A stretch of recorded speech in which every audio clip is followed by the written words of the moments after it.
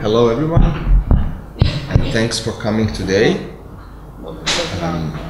I'm very pleased to introduce to you our guest for today, Professor Asger Sørensen from Aarhus University in Denmark, but from the division of Aarhus University which is in Copenhagen, which in a way resembles the complications of our own institutional history here, being a separate institution within the Institute of Social Sciences, but also part of the University of Belgrade. So we just talked about it recently. So Professor Sørensen is a professor of philosophy of education at the Danish School of Education of Aarhus University, and he's been there since 2008, if I'm correct. Before that, he had taught at the Copenhagen Business School and various other Danish universities. He has spent some time in Spain as well on a scholarship in the 90s. Professor Sørensen studied philosophy at the Copenhagen University in the early 1980s, got introduced to critical theory during his studies, then ventured to study in more detail the philosophy of Georges Bataille, and he has written his magisterial and PhD thesis on Bataille's philosophy, interpreting Bataille as a dialectical thinker in contrast to many other interpretations, and focusing on Bataille's important concept of the general economy as opposed to a restricted economy. Professor Sørensen has published thus in critical theory, in philosophy of education, in pedagogy, in more standard political philosophy. He's published on Kant's philosophy as well, and on a variety of issues, including democracy, various alternative ways of conceptualizing democracy in contrast to the standard liberal conception. He has dealt in some detail with concepts of alienation, with concepts of dialectics, and with a critique of political economy, and some of his publications include in Danish his book Illicit af Bataille, politisk-filosofske studier, 2017. In the light of Bataille. In the light of, yeah, that's what it means. I was going to translate. Exactly. 2012, and then his most recent comprehensive project is the 3-volume study titled Dialectics, Deontology, and Democracy. And today we are discussing the first volume of this project titled Capitalism, Alienation, and Critique. And Professor Sørensen will say himself a few words about the whole project, how he came to the idea of composing this comprehensive study. I wouldn't want to take too much of his time. So today we are discussing the first volume, and we have here with us several colleagues from the Institute of Philosophy and Social Theory who will give short commentaries and ask questions, and then we will invite Asger to respond. And I hope we'll have a very productive discussion, as the book is really inspiring. So I would like to give the word to Asger now, who is my long-standing friend from Prague, from the Philosophy and Social Sciences Colloquium. That's where I met him. And just one more detail, the Philosophy and Social Sciences Colloquium is the direct successor of the Korčula Summer School. It started in Dubrovnik in 1975. Habermas organized the first conference, and then in 1992 it had to transfer from Dubrovnik to Prague, so we have a lot of common heritage with Asger today. Thank you very much for this kind introduction, and thank you very much for coming here today and spending this time with me and with each other. I mean, I'm really grateful. And as I just mentioned, well, close to Martin and to another man I just talked with here, that, I mean, for me this is a bit iconic because I now understand that this is a kind of successor institution to the Praxis group, which in the 1980s, when I studied philosophy in the North, it was legendary. We heard about the Praxis and Praxis International and things like that. So I never went to Yugoslavia in those days, but I mean, we heard about it. So standing here today, I think for me is fantastic. So thank you very much for inviting me and for taking the time to read and discuss my work and making me read my book again, because I mean I submitted it as a final manuscript in 2016, and so and it was only published in winter or spring this year. So I mean this has given me the opportunity to reread what I published, and I mean, I can say I find it okay. I mean, I don't want to excuse myself. I can say this is okay. Thank you for asking me to present my motivation for this and my larger project. And so this is what I will try to do briefly here. So. Capitalism, Alienation and Critique. I have the book, I bought an extra copy to circulate, those of you who haven't had it physically in the hand or have used electronic versions. And then there is from the publisher a flyer, a discount flyer, which is valid for the rest of the year with 25% discount. So the subtitle is Studies in Economy and Dialectics, and as I explained, it is for me two pillars of what I would call cultural Marxism. And this is a term that I picked up from right-wing critics of people like most of us probably, people who think within these classical terms and these classical references of various kinds of Marxism. And I will be using these two pillars, and I do that in the book, to argue for classical critical theory. And classical for me, that is first generation Frankfurt School, mainly Horkheimer, Marcuse, and Avoid. So, and this is the first volume of, as Martin said, a 3-volume project, Dialectics, Deontology and Democracy. So this is the Dialectics volume. DDD1, and you must excuse me for my fetish for using these kind of regular things, DDD. Well, it was constructed, this title, as a lot of other things in this project. The second volume will be called Discourse, Values and Practice, and will be Studies in Ethics and Morality. So that is the Deontology volume.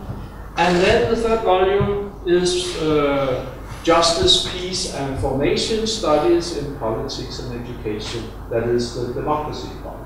And this is the project, and this may seem overwhelming, but in a way, what I've done is that I've taken things that I have produced over the years and constructed them into some kind of unity.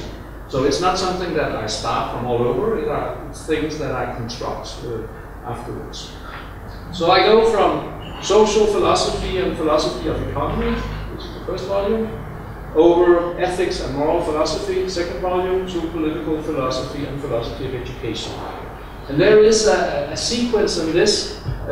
I started, as Martin indicated, at the University of Copenhagen, with an atmosphere where social philosophy and the critique of political economy was very important. So this was my starting point. And then I got my PhD grant to study ethics. Actually, that was that was bioethics, but I made it a study in ethics in general.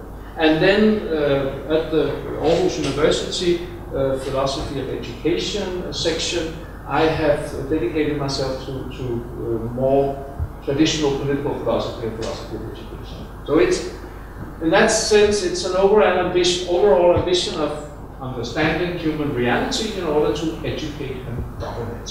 So that's the idea, and so it could also, because a trilogy of trilogies, which is collecting almost 4 decades of philosophical work within my practical philosophy at large.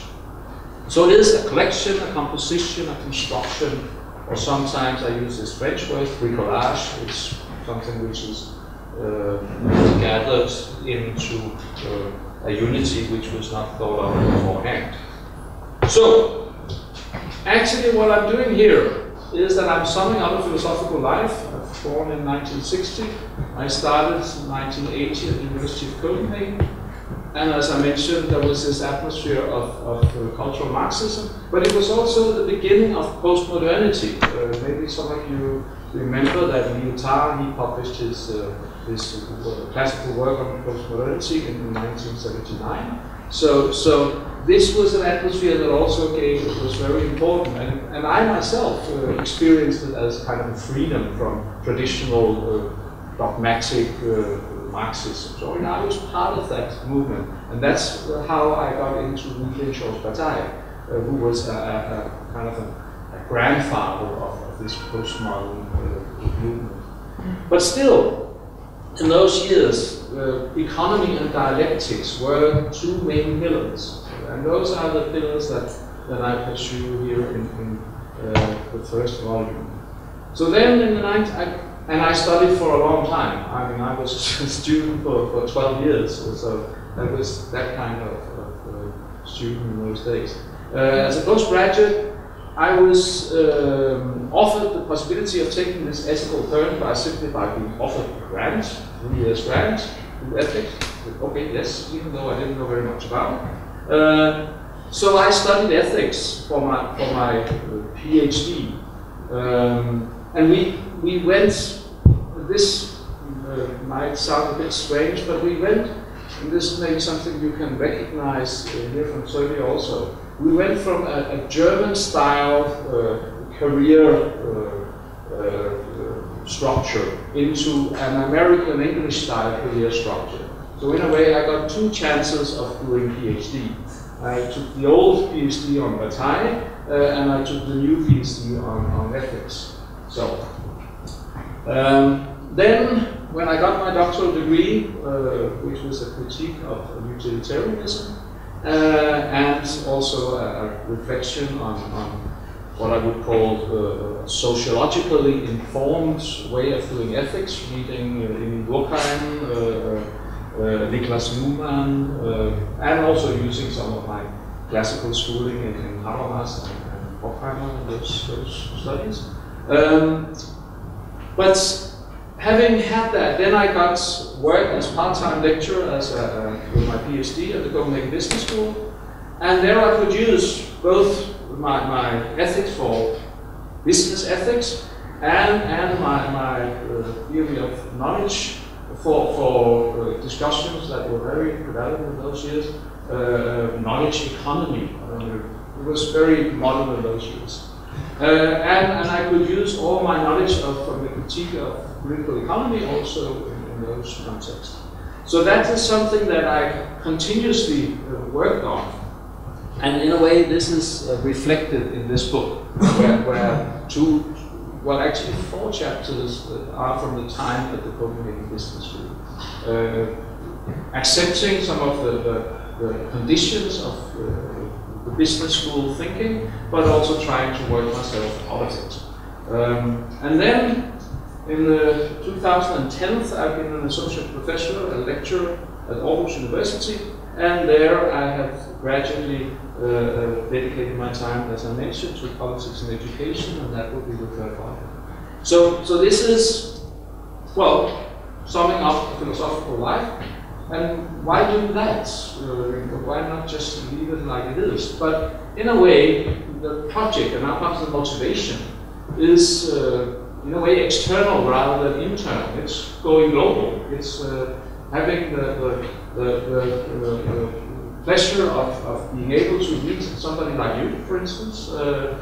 Because if I continued writing in Danish, you wouldn't be able to read it. And as my problem is that I cannot write your work in Serbo-Croatic either. So the attraction of doing all this in English is simply having the possibility of meeting other philosophers and taking the possibility, the chance, the opportunity of using this English internationalization, capitalism, neoliberalism, all of these things, use them for my own purposes. Because this is something which is also, important, at least for me. Denmark is a very small language. We are approaching 6 million people. But it's a very small community for something like philosophy. It's very difficult to get something published where you are showing yourself as a professional philosopher. But turning into English, suddenly there's a market for cultural Marxism. There are publishers that can make a living out of publishing on an international market books on these subjects. So that's also an attraction.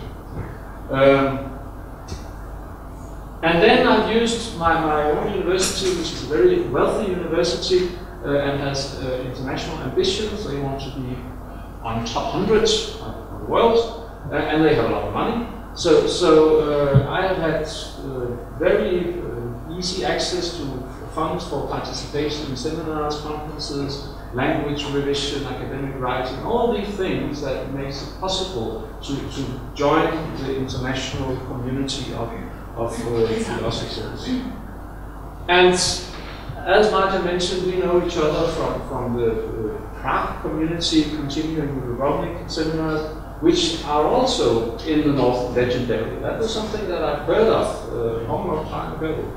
So it's something that I've known of.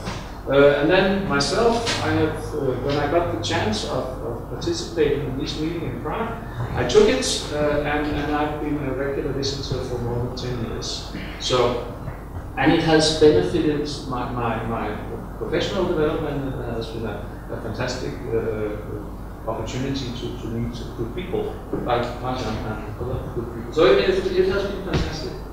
So the attraction is that learning how academic research is conducted in other places, that's just curiosity. And also meeting what we call the best brains in the business. Some of these people coming on places like that, those are the ones that we would read. I would also read. Those that publish the books, they come there. So, and for myself, the ambition is, of course, to become a better academic philosopher and to become part of those international discourses. So, these are the positive ambitions. But then there's also a dark side, and that is that Denmark is the avant-garde in neoliberal management of universities. That means that we have no tenure, we have no position as civil servants or something like that. We are workers like everybody else. I can, with 3 months' notice, be dismissed from the university. And that goes for a full professor, that goes for everyone. And it happens hundreds a year. So it's not just a theoretical thing, it's a practical thing. So going international for me is also a way of securing my exchange value at a neoliberal academic market. Because if I have work in English or in Spanish, I could go somewhere else. If I have only work in Danish, I will be a sitting duck in Denmark. So this is the dark side. So this is motivation, larger projects, and this is what we have today, the cultural Marxism, the classical critical theory. And what is that for me? Well, that is having, using as meaningful terms like capitalism, exploitation, surplus value, revolution, dialectics, commodity form, ideology, truth, science, these terms as references. Talking about materialism, suffering, economy, desire, reason, things like that. And then, specifically from at least my generation and form of cultural Marxism, then historical mechanics are not believed anymore. And the idea of some kind of huge reconciliation, probably not either. But still, there are a lot of common references. So I argue for the classical critical theory, the Frankfurt School first generation, with these things in mind. And there I criticize the communicative paradigm of Habermas. I also accept a lot of things. I've read a lot of Habermas, I've read a lot. I mean, the theory of communicative action was just published when I was a student, so I mean, it was a huge influence. And the critique of critical theory as clearly as social philosophy, that's a critique of Totality, from whom I've also learned a lot. But specifically this reduction to social philosophy, I do not find it very beneficial. So, and then I had the possibility, and that was simply taking an opportunity. I hadn't, before I wrote this book, I hadn't published very much on the critique of political economy. I published something on the French critique of political economy, but not on the classical critique of political economy. So when I got the chance to publish this book, I wrote a long postscript on what I considered to be a way of doing a critique of political economy today, without having to study the Capital, which I had never read. So that was my cultural Marxism translated into a contemporary critique of political economy. So I got my economic knowledge from the French critique of political economy, where the critique is a matter of criticizing political economy for being unreal and unscientific, whereas the critique from Germany and the Marxist is rather a matter of injustice, alienation, and suffering. And those are the critical aspects that I've worked on in the postgraduate. And then the dialectics part, well, I mean, as I also explained, in that atmosphere of cultural Marxism in the 1980s, dialectics was a huge thing, but we didn't really know what it was. We knew that Marx had some comments on it, and we also knew that we were philosophy students, so we knew that it had something to do with Plato and Hegel. But it was also something overwhelmingly big, so we didn't really dare to go into it. But that I have somehow dared.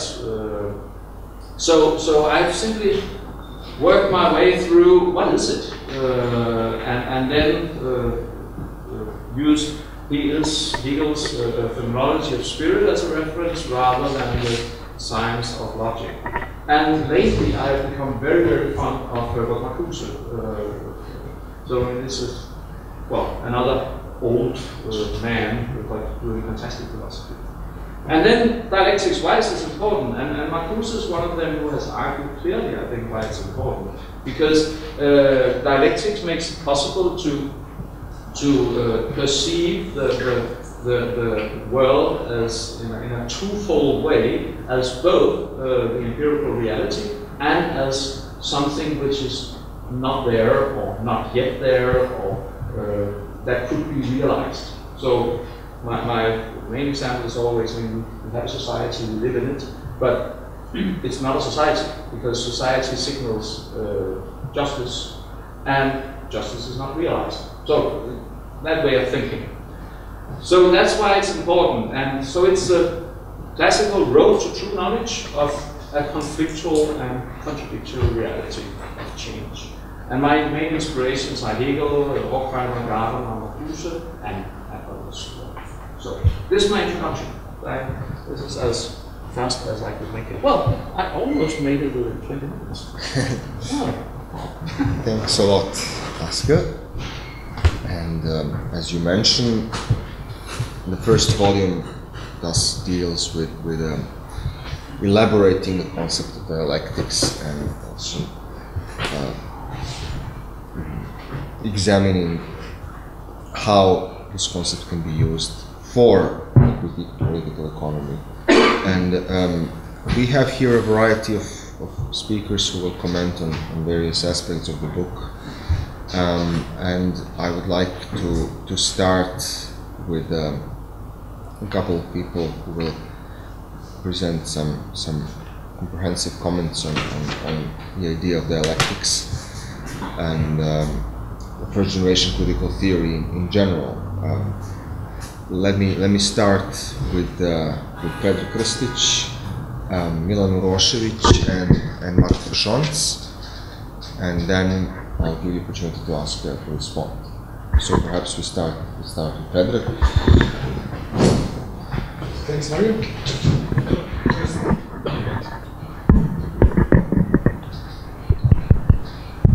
First of all, I thank Asger for introducing us to our ambitious project. My remarks will be tentative, as you can expect after Mario introduces us and my inclinations. They are an expression in part of disagreement and in part of genuine respect for an attempt to revitalize the original motivations of critical theory. And the attempt at going back to the roots, consulting the text in which critical theory was defined by the founding fathers, arguing that they still provide valuable insight for maintaining in the 21st century critical theory. But the motivation for such endeavor is arguably trans-theoretical. And you honestly express this motivation as truths taken for granted beforehand. The quotations follows. Everybody can see that the world is in serious crisis, economically as well as ecologically, and something radical must be done. Injustice and alienation are something all too real in contemporary capitalist society. It is therefore necessary to criticize capitalism thoroughly in order to give rise to ideas for alternative ways to organize humankind, etc. Apart from the fact that this point of departure willingly sounds like a call to arms and an urgent political party program, or burning platform to mention somewhere, such points of departure will, which is based on self-evidence, has two problems. The first one concerns what Foucault has called the theatricality that induces us to proclaim our own time either as the time of complete hopelessness or that of triumphant new dawning, while in fact it is, as Foucault said, time just like any other, or rather time that never is like any other. The second problem is the reliance on humanity, a concept that is necessarily normatively informative. It seems to me that your understanding of humanity, or at least your invoking of humanity, deserves further explanation. The second remark concerns the orientation that has been outlined in the previous one. You locate the main culprit for the straying of critical theory onto the wrong tracks in pessimist philosophy of history, and the displacement of the critical capitalism into radical critique of civilization proposed in real episode like that. And consequently, the entire critical theory after the initial constitutive attempts has turned out to be, I quote again, incapable of suggesting an organized political transformation of the existing social order. Of course, a very conservative methodological remark follows. Is a radical organized political transformation the measure of truth? In contrast to the criterion of potency of social theory, which can then view earlier critical theory as an impotent protest against an apocalyptic system of alienation and purification, is it not possible that the pessimism of the dialectics of the Enlightenment is actually true? Right, that it is more truthful, anyway, if not more effective, than any form of optimism. Why, in other words, is political organization or re-adaptation given primacy over the undoubtedly, I think, more important theoretical contribution in terms of audacity, influence, capacity to challenge, and far-reaching character of the, let's say, for the sake of argument, pessimistic thesis of post-war critical theory. In short, have the reasons of the first-generation critical theorists for abandoning their positively oriented Marxist platform, in fact, for the sake of preserving precisely the critical, the negativistic position, at all been seriously considered. That is considered in terms of their theoretical relevance. Could you say these things again, the last things? Have the reasons of the first generation critical theorists for abandoning their positively oriented Marxist platform have been at all seriously considered in terms of their theoretical relevance. Okay.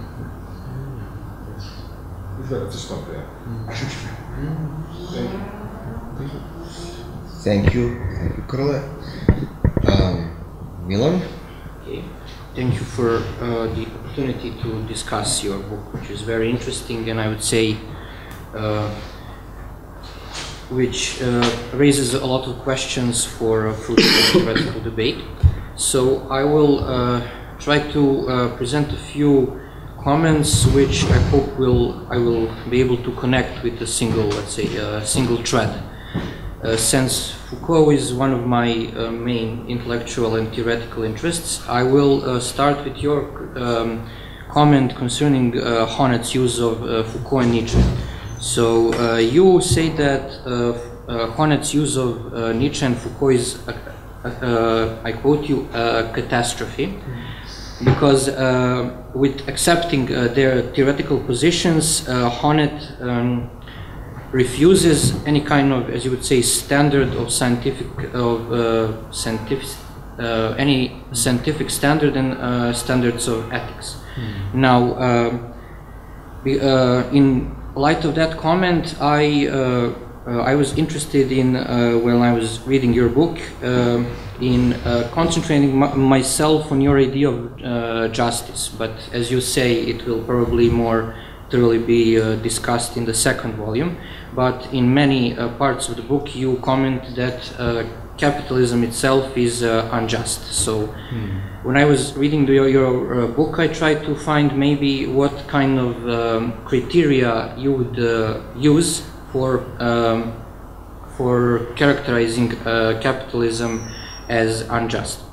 So let's say when you talk about the idea of dialectics, you say that the idea of dialectics, one of their ideas is trying to understand the social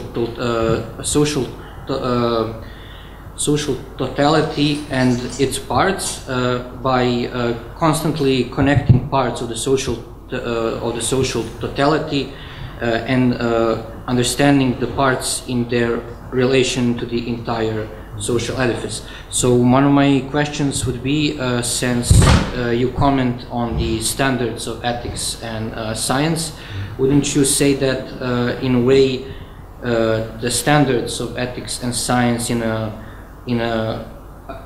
historical period are also a part of the social edifice and the social totality, and shouldn't they be discussed and shouldn't they be considered also as dialectically changing? So also while discussing your idea of critique and critical theory, I noticed for me something that could be considered a contradiction. So you say that critique is supposed to open up, let's say, a space of contingency by pointing out that society in a certain historical period is that it doesn't have to be that way, so to speak. But in other places, you say that the point of dialectics is one of the points is to change society from, let's say, an unjust capitalist society to a just and unalienated society, but that we can't know what would be, let's say, the end point, that it has an end point, but that we can't know what it would look like. And that end point is something that you call the true society, where justice is realized. So my question would also be that when you say that capitalism is unjust, but you say also that you don't know how the end result would be, how that true and just society would look like, what would be the criteria for saying that capitalism is itself unjust. In a way, that reminded me of two things. That would be Marx's criticism of the idea of justice and equality in the Critique of the Gotha program, and also Foucault's debate with the Maoists, the first text in the Power Knowledge collection of texts, where I would say that they, in a similar way, criticize the idea of justice by criticizing the idea of the abstract metaphysical transcendent norms, and as Foucault would say, the idea of the uninterested third party that would supposed to decide what is justice. So also I think that in a similar way, when you discuss Bataille, when you use Bataille, I think that the problem that I see there, although I agree with the way you use him to criticize inequality, the problem that I see there is that you concentrate on the problem that capitalism causes inequality, but that, let's say, if we look at it from a Marxist perspective, inequality is a consequence of the creation of value and of exploitation. And I don't think that when you use Bataille that you get to the problem of production, but that you criticize capitalism on the level of the circulation and distribution, but not on the level of production, where the problem is the exploitation and the lack of freedom for people to organize society, because they have to succumb to the blind laws of value and the market. So in the end, well, I was trying to find those criteria of justice. As I mentioned, you talk about Marcuse and the importance of imagination and universal standards of freedom and reason. And when I was reading the part about dialectics, you said that formal logic is necessary as a universal standard of logic and knowledge. So my question would be, as I think that implicitly, maybe, I don't know if you thought that, or it's my interpretation, that maybe the point is that end goal, that just society is supposed to be organized through those universal standards of logic and knowledge, and does that actually mean that dialectics necessarily relies on something that can't be dialecticized, if that's a word, and that means that the point of dialectics is to actually to cancel itself out? So that would be everything. Thank you. Thanks, Milan. And Mark?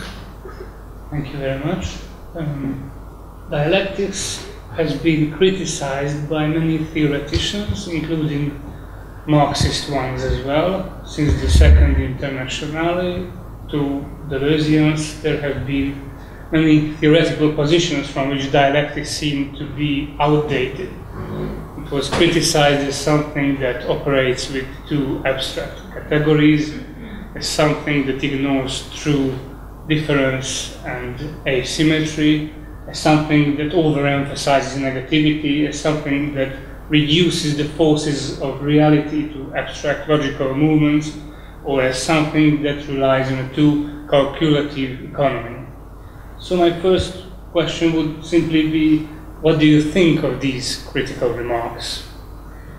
And the another question, at one point you say that there are, I quote, some postmodern attempts to legitimize capitalism and communism, respectively referring to the general economy.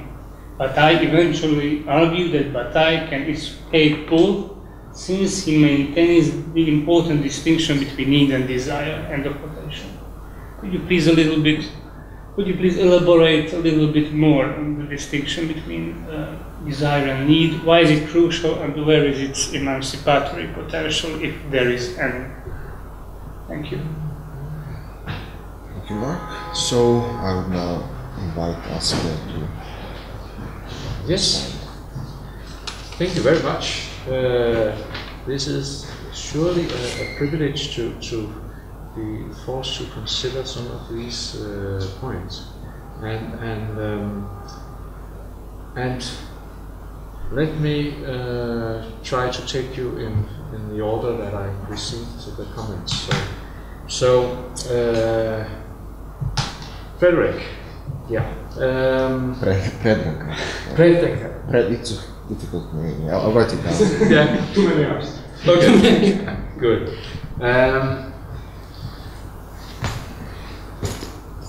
I'm a little bit struck by precisely the comment that you have that in a way there is this theatricality of the way that I put the situation, and I mean, and in a way, I precisely see what you mean, and maybe I'm in a way what I'm trying to say, and which comes out as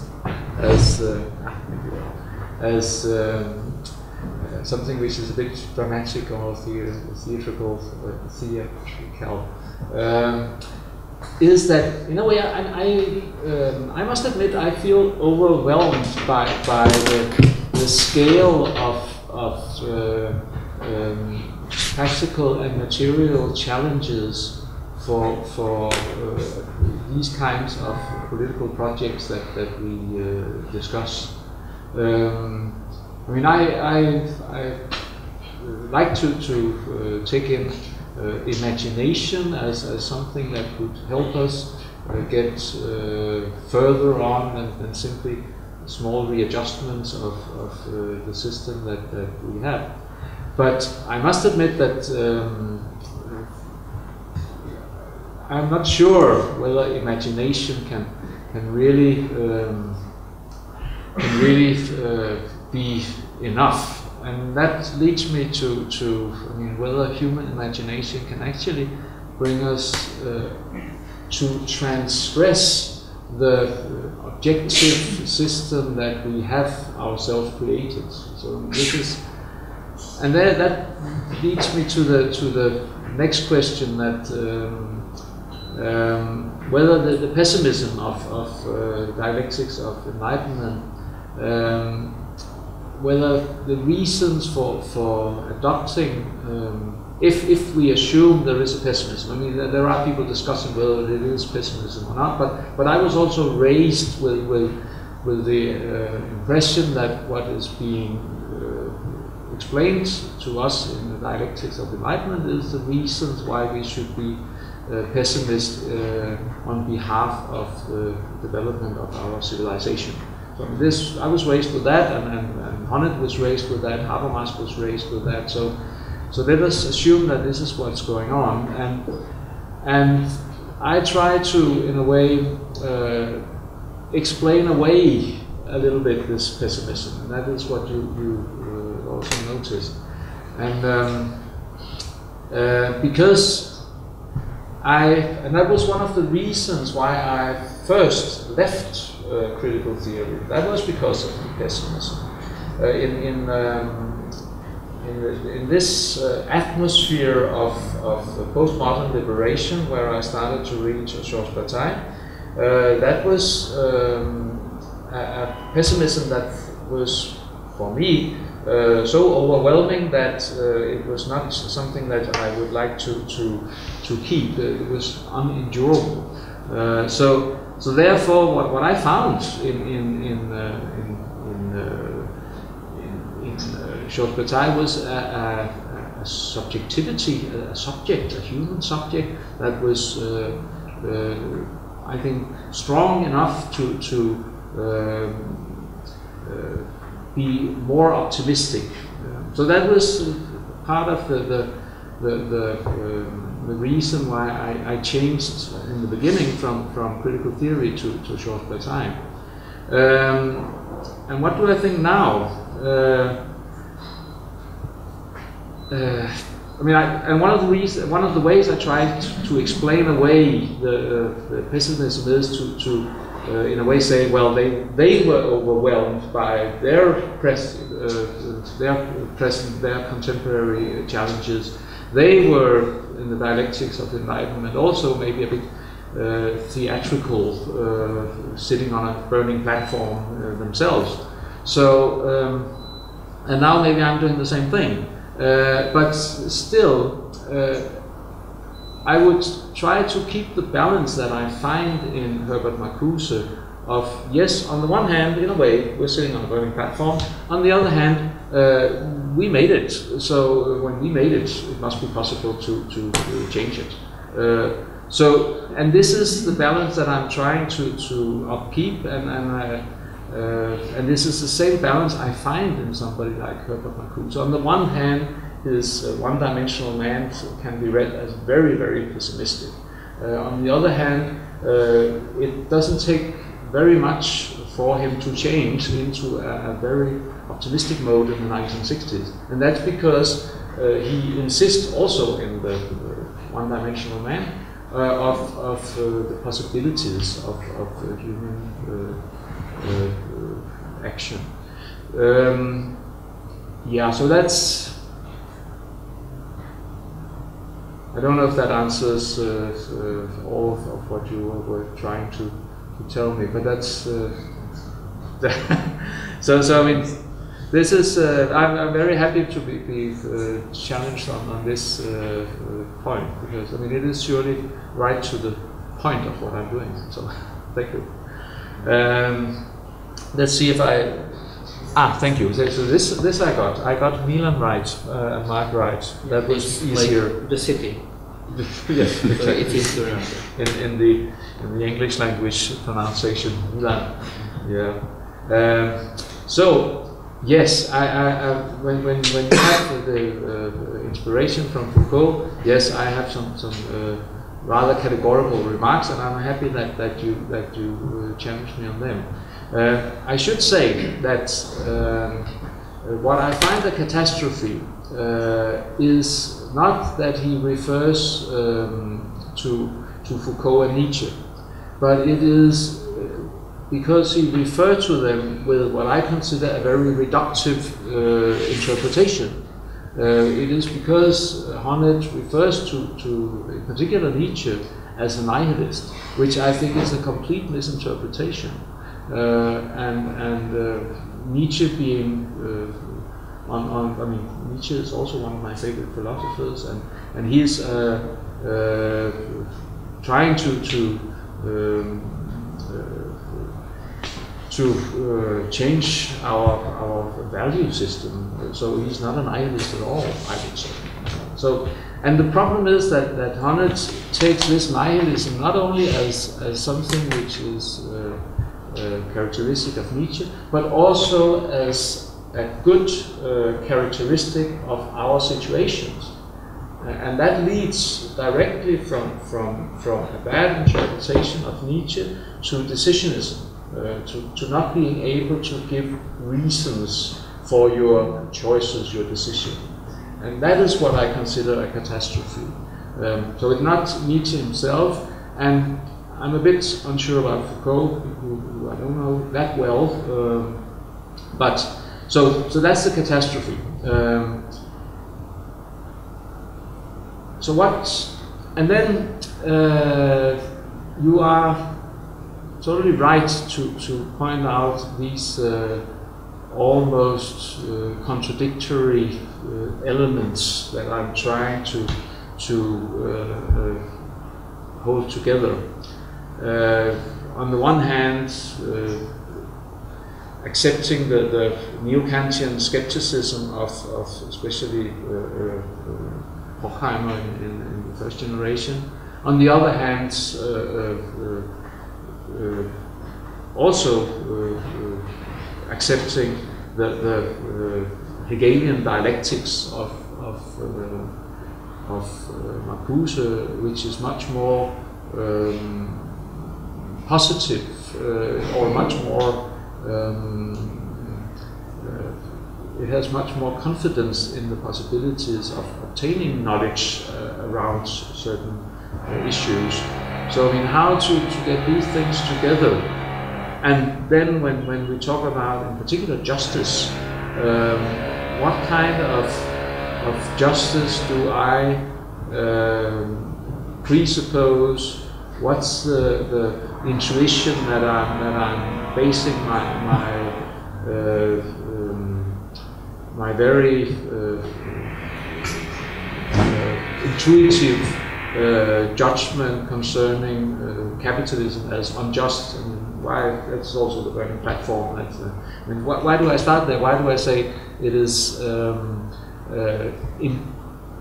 obvious that there's something wrong? I mean, why is it obvious? And there I actually can refer to a way of thinking which is less skeptic and less based on a metaphysics of reason and truth, but is much more intuitive. I mean, it's and I read a remark. I just forgot where I read it, but the point was that one of the things that was a propel that drove the criticism of Horkheimer further on, the young Horkheimer, that was being maybe too sensitive to experiences in everyday life, and maybe that's my problem also. That I tend to notice beggars on the streets, things that are deteriorated. In this aesthetic approach, I get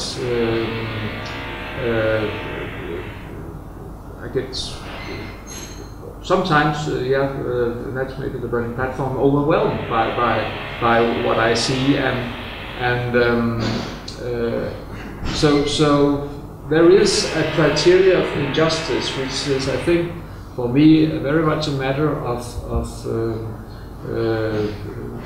sense experience, aesthetic approach to reality, where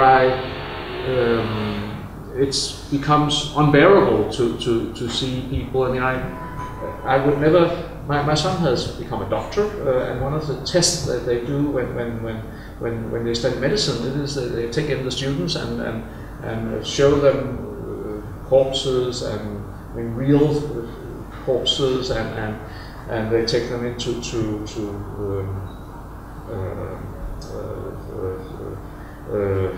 operation halls and things like that. And well, he could endure it.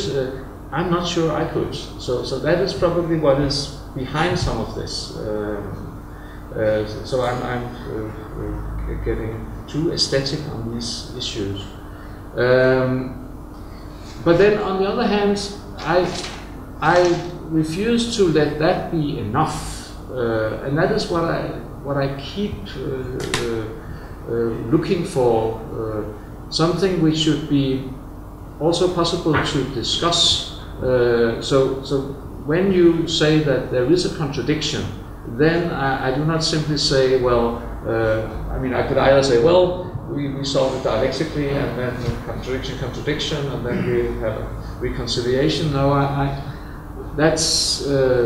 do not simply want to do that, and I do not either simply want to recur to the aesthetic experience, because the validity has to be able to get some justification through the kind of discourse that we as human beings can have with each other. So I mean, I accept that, and one could, my answer to this about the contradiction could be that contradictions are less serious when it comes to, if we accept the Aristotelian distinction between theoria and praxis, then we could say that contradictions, formal logical contradictions, are less detrimental, less crucial when we're on the practical side of reason. They do not, I mean, the serious contradictions are on the theoretical side. On the practical side, we should also let other considerations come in. Contradictions are not the final words. So this would be part of the answer, but it's something that I'm genuinely struggling with. So just like Frederick. Just that Frederick. I mean, you nail me on a point where I'm working on it. But I mean, that's the reason why I refuse to stay simply on the level of social philosophy and dialectics and let myself be overwhelmed by that. I think we should be superhuman and take over this reality. So that's the political ambition. And the Bataillean aspect is that we should not take over this as workers. We should, as he once formulated it, take it over as kings. We should all be kings. We should not all be workers. So that's part of my postmodern heritage. So, and then you raise the classical point. This about the question of question of value and production versus circulation. And this, one of my colleagues in Denmark also raised this point to me.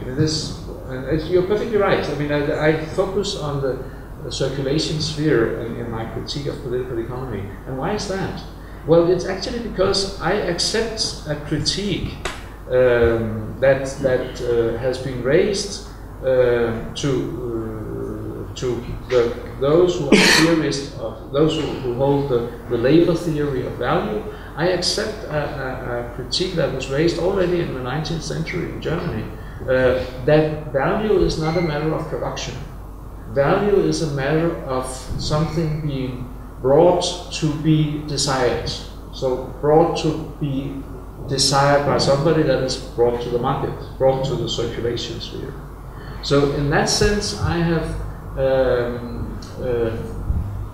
at least so far thought that value is not something that should be is not something that necessarily has to be produced in the way that it is thought by Marx, for instance. It's something that can also be a matter of something being simply found and then brought to the market. And that, of course, changes the value theory into a subjective value theory, a value of where value is determined by something being attractive enough to be demanded. And that is what happens with the neoclassics. And therefore, it is a crucial issue. But I tend to side with those who criticize the labor theory of value.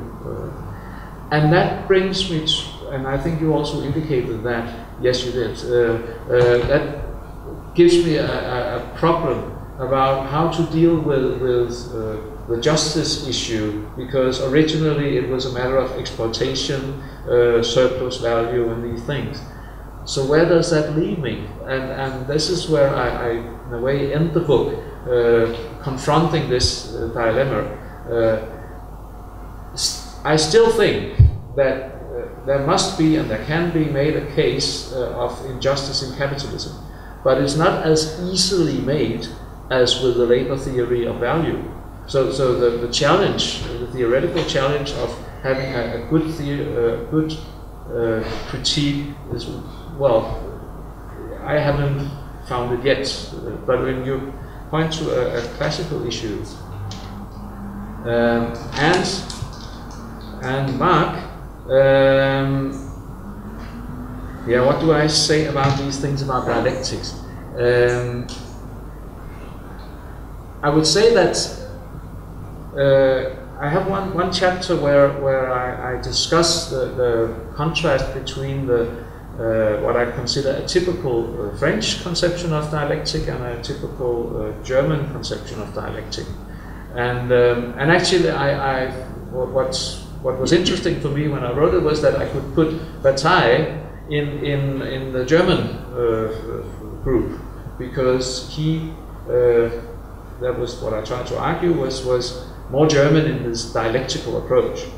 So in the French idea of dialectic, what is emphasized is the systematic character, that it's totality, that it is also something which can be it's a kind of it works as a repression to freedom, because you cannot get out of this system, and you have these classical terms as closure and these things, and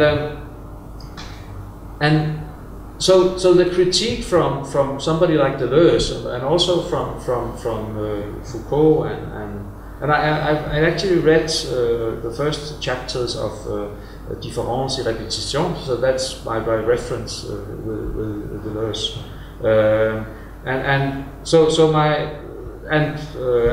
I read also some Derrida and Foucault, and what they thing is that it should be criticized, this stiff system.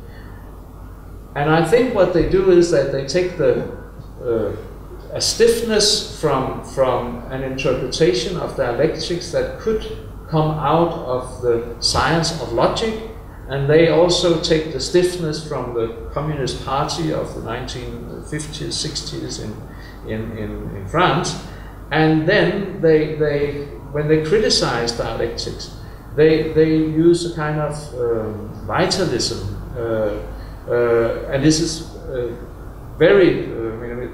The vitalism that I see is very obvious in the philosophy of Deleuze, and who also uses his inspiration from Bergson, and from Nietzsche. And I read Deleuze's Nietzsche book, which I find is brilliant. It's and from Spinoza. Pardon? Spinoza. I haven't read that, but the Nietzsche book is brilliant. I find so this is a vitalism that is brought in to answer the allegations of dialectics as being this system. But the point is that for some of the Germans, at least those that I refer to, Horkheimer has precisely said that this side of Hegel's thinking, he considered the dogmatic aspect of Hegel's thinking. So he doesn't consider this stiffness, this building, this closure as dialectics at all. For Horkheimer and for Gadamer and for Marcuse, dialectics is the opposite. Actually, dialectics delivers what vitalism delivers for Deleuze. It delivers the possibility of conceptualizing movement in change, or that's superfluous. The movement of reality in change. So that is the conceptualizing of reality in change. That is dialectics for the Germans, and also for Bataille, as far as I can read him. So what do I think of these various critiques? It becomes very difficult because different aspects of Hegel is criticized with different concepts of dialectics. But I consider myself a left Hegelian dialectical thinker of this German side. But I truly understand why Foucault, Derrida, and Deleuze criticized what they criticized in France. I do not agree with what they came up with, but I understand why they criticized. And then this about need and desire. Yes, I'm glad that you noticed that, because I hope I can explain it, why I think it's a crucial distinction. And it may be the distinction I need if I get the possibility to continue working on these things on political economy. Maybe this is what I need to get through with criticizing capitalism for exploitation after all. Because the neoclassics as I understand them. And this is my way of studying political economy. Is not that I have studied all the classics, all the neoclassics. I mean, it's a very, in a way, impressionistic study, taking all kinds of sources. So I may be wrong on a lot of things on this, but what I try to argue is that by keeping up the idea of need, that human beings have needs that that in capitalism are denied a lot of human people, a lot of human beings, then you can still criticize capitalism for being unjust. What happens in a lot of neoclassical economy and also neoliberal economy is that only desire is considered. Human need, the bodily needs, the corporal needs, the food, the sleep, the housing is not considered. What is considered is only demand. And what the reason that I think I can first at least emancipate Bataille from being simply enrolled in postmodern neoliberalism is because he upholds this distinction. He thinks that one should take seriously the needs of human beings and not only the demands on the market. So this is the reason why I think it's an important distinction, because that makes it possible for me to see that it is, well, legitimate to continue thinking along the way with Bataille, trying to find a way to criticize capitalism. Was that? Thank you very much. Thank you very much, all of you. Thank you very much. Right, so we can then move on to our second group of commentators. And this will include Igor Cvejc, Olga Nikolic, and Srđan Prodanović. Let's start with Igor. Thank you for the opportunity to read your book and to be part of this discussion. I have a question. I'm interested more to hear about your perception of value, particularly to the way you're making the peace between inventions of value and rational discovery of value in some way. And so I will start in the distinction usually in philosophy that looks similar to those you gave between the use value and idealistic value, but it's actually not. It's between cognitivist theory of values and non-cognitive theories of values. Right. Cognitive theories of value generally claim that there is a fact about things which ontologically presuppose whatever we may think about things, and non-cognitive theory of values are that there is not so ever ontological presupposition prior to what we think, and that's mostly paradigmatically desire. And in some ways it's similar that these non-cognitive quantitative theories of value are usually on the market with the demands, but what is not similar is probably the idealistic values, as you're claiming, could be both cognitive and non-cognitive.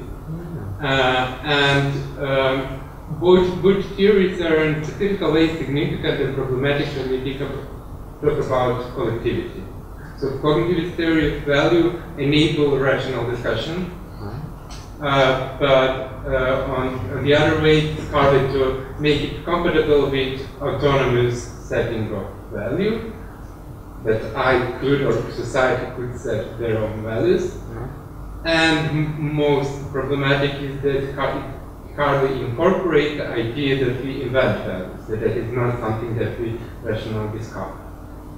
On the other side, cognitive theory doesn't enable actually the rational discussion. There are no arguments go beyond what we might think or take that value is. Try maybe that the cognitivist theory of value does not enable the rational discussion. Quantitativist, non-cognitive theory of values doesn't enable to take seriously that there could be rational discovery of value. So, and I understand how you deal with it. So mostly you take the idea that we can invent values, that be inventive and creative, and that's taking some kind of autonomous, relatively non-cognitive theory of value, but also in another part of the book is important, some kind of rational discussion progression of knowledge and so on. So I would like to hear a bit more how you see this, and probably I hope it will be also instructive because your next book is. Yeah, thanks. Thank you very much. Yeah, there is another precise point. Yeah. Olga? I like how you ended the last chapter on Marcuse text with "Let's get real. What's the alternative?" So I'll start with that question, because today it seems that we have plenty of theorists criticizing capitalism for one reason or the other, but there is shortage of ideas when it comes to imagining the concrete alternatives to capitalism. So my question first is, do you think that the role of critical theorists should also be to try to offer solutions? That is, suggest which elements of society should be changed and in what way in order to get closer to the ideal of a true society. For example, the questions such as, should we abolish free market, private property? How is the market and property to be regulated then? How can popular sovereignty be actualized? What kind of institutions would we need for that? What kind of laws? And how would all this actually make the society better? In other words, the role of negation in critique has a significant place in your book, but how do you see the role of affirmation? Should critical theorists also affirm affirmation? How do you see the role of affirmation? Should critical theorists also affirm something concrete? Second question is very general, because you claim that we need more idealism in politics at the end of the chapter on Bataille. Yet at the same time, you defend materialist dialectics. So how do you manage to reconcile idealism and materialism in your philosophy? Idealism and materialism. Yes. Okay, and the final question is actually similar to Milan's, but maybe from different angle. So you claim, contra classical versions of both idealist and materialist dialectics, that is Hegel and Marx, that the dialectics is an open-ended, unfinishable process, that it does not have an ultimate goal set out in advance, except for a very general ideal of a true just society, the details of which we can not know. However, isn't the most reasonable way to bring about a more just society precisely to pursue the concrete goal that we believe is just, even though only from our limited perspective, and isn't precisely the focus on communication and interaction, that is, on finding the proper way to decide on goals together as equals, thus mutually correcting our limited perspectives, what is necessary to secure the open-endedness of the process of striving for a more just society? If you see what I mean, it's connected to Habermas, your critique of Habermas. I would simply say yes. But that's no problem. Thanks. And Sergeant? Okay, so once again, thank you for this wonderful opportunity to discuss this rather thought-provoking book. I will concentrate on the chapter on Bataille, although to be frank, I'm not an expert on Bataille, to say the least. But what I do gather from the chapter is, and I agree totally with this intuition, that the pathology of capitalism should be considered both on the consumption side and the production side, and that we should not differentiate to say that one side is deterministically more important than the other. So I take that this is the point of Bataille intervention. And to that end, I was thinking, because what is also been criticized, for example, Nigel Dodd in his book Social Life of Money says that both socialism and capitalism are theories of affluence. So basically what Bataille could bring to theories of affluence. Of affluence, yeah. So basically what Bataille could bring to the table is this new idea of producing surplus, producing waste, so to say. So, and in that regard, I was thinking at the end of the chapter, you mentioned something about ecology and how Bataille is important, but you do not mention this idea of degrowth. So I think that degrowth could be another kind of dialectics that could work in tandem with your idea of how critics should work and how Bataille is positioned in your book. Especially when you take, for example, some of the classic authors of degrowth also mention thermodynamics, you know, energy and all that stuff. You know, it's framed in this kind of idea. Nicolas Georgescu, Rogan, for example, is using almost explicitly the same terms. So it could be used, and so my question is, what kind is Bataillean-like subjectivity complementary with the logic of degrowth? So could you relate those terms in some sense? His idea of desire or need. So that would be the first question. And the second question also refers to Bataille, and this at the end, or closer to the end, of the chapter you say that he doesn't mention money. He doesn't give, you know, a proper account of money. And I find it kind of weird because if, for example, you can find complementary ideas, for example, in Simmel. So what Simmel does is, what he says is explicitly that what money is capable of doing is removing itself from its material basis. So while you have this kind of abstraction of money from its material basis of value, you have this kind of paradoxical, you know, term where independence of individual actually decreases because of interdependence created by the fact that the money can, you know, cover a much larger portion of social relations on the one hand, but on the other hand, because it's more abstract, you have more autonomy. So, and this is why what also goes back to the idea of subjectivity in Bataille. So when you spoke about this kind of king-like subjectivity, what's the relation between, when you said to Predrag, we should all be kings. So what's the relation between this progression towards more abstraction and this Simmelian kind of, I will use the term dialectics cautionary, but so the dialectics between, you know, interdependence on the one hand, which is, you know, much larger, and the autonomy which is growing bigger, and the idea of pushing towards this kind of more optimistic social change. Okay. Thanks a lot, Sergeant. Asger. Okay. Yeah.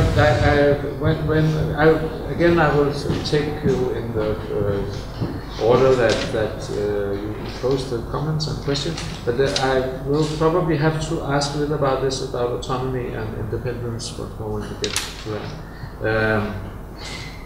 Okay, Igor. Yes.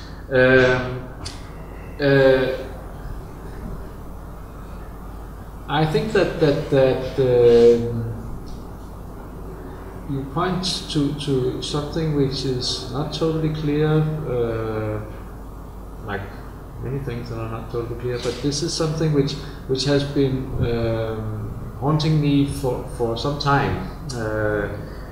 What to make of this idea of value, because raised in this intellectual atmosphere of the 1980s, yes, economy value was important, and the labor theory of value is kind of my point of departure, like I suppose many of us here. And the labor theory of value, I mean, it has in a way it has an ontological basis, but in those years those were not terms that at least I used very much in relation to discussing value. But it has this ontological basis that you somehow transform something that is immediately given into something that can be of use. I mean, that is ontological. That is a labor being its ontological basis. And then in my discussions of value, then comes in a more constructive part, which is the value that is attributed to something which is of value to somebody. So in a way, that also has an ontological reference, namely that it is something that is attractive, and this attraction, the desire, is an ontological basis, but of a different kind.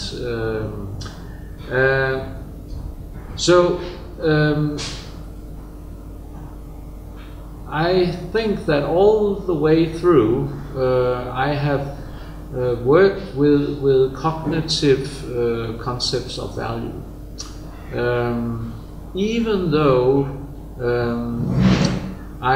in volume 2 I have a chapter on the concept of value, where I go through these different conceptions, and some of them I precisely use in this short chapter on Durkheim and Bataille.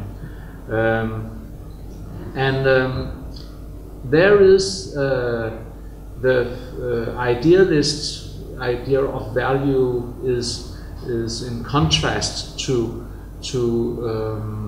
the economic idea of value. But I think actually I actually stay within cognitive references also there. So there is a pervasive realism in what I'm doing. Non-cognitivism is one of one of these ways of relating to reality that I think is responsible for some of our incapacity to be able to do something. I mean, this is something that maybe some of you will know where this stems from, but somewhere Habermas is supposed to have written, and I don't know where, but somewhere he's supposed to have written that the problem with empiricism and non-cognitivism in general, and with logical positivism or positivism, is that because it make this principle veil between us as cognitive creatures and reality, it becomes difficult to have justified intervention in reality. So that's a problem with logical positivism and empiricism and non-cognitivism more in general. So I mean, I tend to be rather cognitivist in the way that I take these things. But I would say that it should be a cognitivism that allows for a lot of construction. It's a cognitivism that would allow for what famously have been called the social construction of reality. I mean, we do construct things that we also in the German Marxist Hegelian tradition, there are things that are objectified in äußeret, and this creates a reality. And the whole problem with capitalism is precisely that we have created it, and it has become very strong and self-sustained as a system. So, and it is very real, but it's something that we have constructed. So the non-cognitivism is if it's there, then it's probably implicit in various places where I have not noticed it. I would assume that most of my argument would be rather cognitivist. If I'm wrong, then please tell me, because I haven't used this distinction very much on the idea of value, so I may be wrong. So yeah, I think you can invent value to become real. I mean, I have there is various kinds of constructivism. There is the epistemological constructivism, where you construct something which is in a way unreal. You construct concepts, ideas, and this is the kind of constructivism that in sociology would be attributed to somebody like Weber, who construct very clear ideal concepts. But then there's also the constructivism where you invent something where you invent reality, where we construct something that is left there and which is really real. And capitalism and morality and religion and things like that are very real. If we ignore them, then something happens to us. If we ignore religion, then we might end up very badly in all kinds of conflicts, something like that. So I'm a devout realist and cognitivist. Olga, yeah,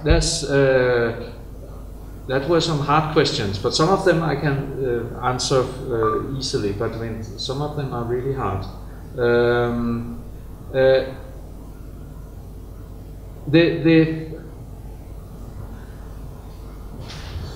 As you can probably, from my remarks now, imagine, then when I think as a critical theorist, I think that we should commit ourselves to encouraging and backing up the possibilities of imagining real solutions. I mean, this is probably what I'm trying to struggle with in the second volume. So this is a kind of the deontological character of us as critical theorists. If we, as the privileged minds that have been given the opportunity to look into these matters in such serious ways by redistribution, by various kinds of tax systems, if we cannot come up with some kind of solutions, then we have somehow failed. So I mean, I think, yes, as critical theorists, we should be obliged to think in terms of solutions, and the way that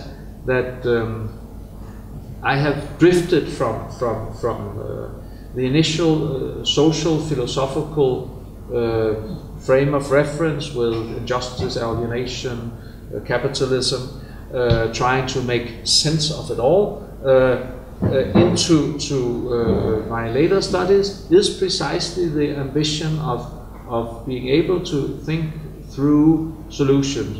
So one could say that without being too clear about it, I have probably gradually drifted from the neo-Kantian non-cognitivist aspect of critical theory that precisely keeps insisting that we do not know the future and we cannot know what will happen in the 1930s, and then drifted on towards a more realist attitude, saying that well, we may not know, and but we, precisely because of our limited knowledge, we can use these ideal concepts to lead us, because we still have some intuitions about what is unjust, what is unfair, what is too much, what is brutal. I mean, all these negative reactions seem to be much clearer on a broad scale for us as human beings than the positive constructions. But still, I think we should pursue these constructions. So that is yes, yes, yes. And this is also why even though I criticize the communication paradigm of Habermas. What I criticize is calling it a paradigm. I'm not criticizing bringing in communication as a really important issue that critical theory should emphasize much more than it did in the first generation. So bringing in communication, I think that is the right way, because being also cognitivist in this sense, this is something where we could, to use the language of Habermas that I'm not so fond of, but still let's use it here, we could have some collective learning processes about which institutions, which concrete laws, which way to treat each other, how to make education, how to be in family life and things like that. So I mean, and for that we definitely need communication in the sense that Habermas has emphasized it for many years. So I mean, what I criticize is this idea of then we can do without philosophy of consciousness. I said no, we cannot. That we should establish old-fashioned idea of consciousness to be able to have that communication. It's very difficult to have that communication without some kind of rudimentary human consciousness. And that comes with upbringing, schooling, friends, family, all these positive things that raises our consciousness to be able to communicate instead of just shouting and hitting each other and what else. So yes, communication, yes. Idealism and materialism. This is one of these. I just being affirmative. Yes, I mean that's what I'm trying to be especially in the third volume, where there's justice, peace, education. We want more of it all the time. So I mean, this is really trying to be affirmative. But I must admit now, I mean, I'm working on third volume now, and I have worked on it for the last years.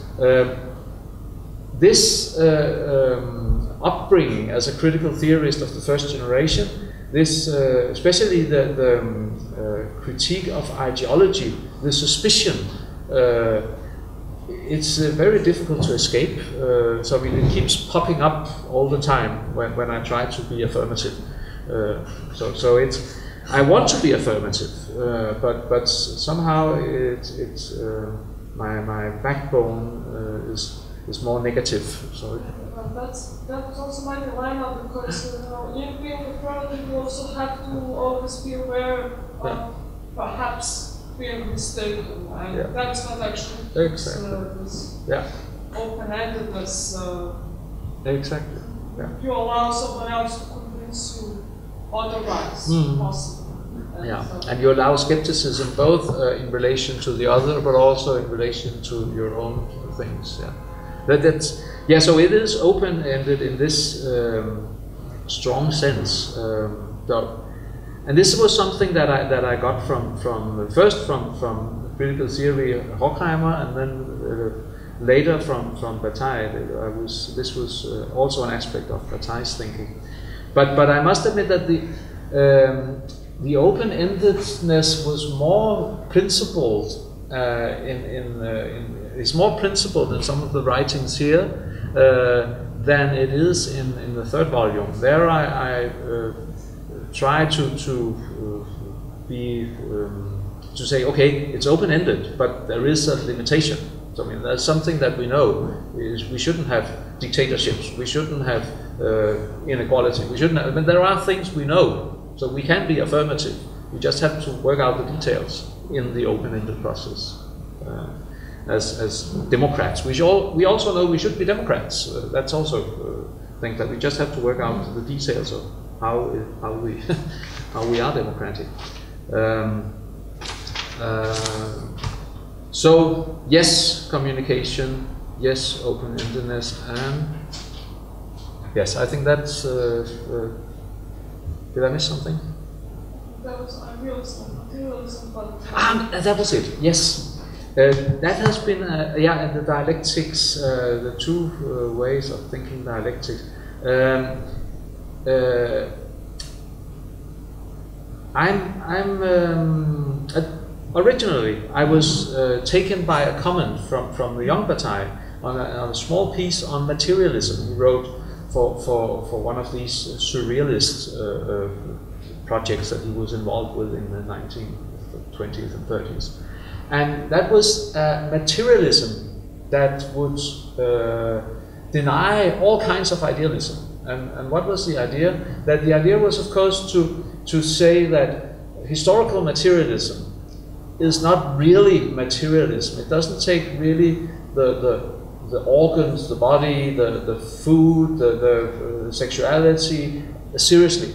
Historical materialism is something that is a long idealist venture through history, and the only thing which is material about it is that it takes in economy, and economy is desire. But that's it. And because it's historical in the Hegelian way, it's not open-ended, and therefore it's idealist in the bad way for the time. So that was, and that was for my reading in the 1980s. That was right to the point. I have, and if what you, then you have this contrast between a materialist Marxist dialectics, and then it was you that said that. I was contrasting the materialist Marxist dialectics with the idealist Hegelian dialectics. Yes, and, and since you mentioned sometimes in your book exactly. that you are idealists, so how do you... Yeah, and the reason why I just want to make sure is because it's that distinction or that contrast is not so clear to me. The dialectics that I find in Hegel has, at least as I read it, a very material side, and material in the Bataillean sense. So when I read Phenomenology of Spirit, then especially in the Spirit chapter, it is rather corporal. It refers to body, to power, to economy, to desperation, to anxiety. So I mean, it's for me very material in the Bataillean sense, and it even includes the limited materialism that you can find in Marx's historical materialism. So I'm trying to avoid saying that these are two contrasts. But then I have to admit that my knowledge, and you can see that from my references, and I also admitted it, that my knowledge about the details of how Marx establishes his dialectical thinking is limited.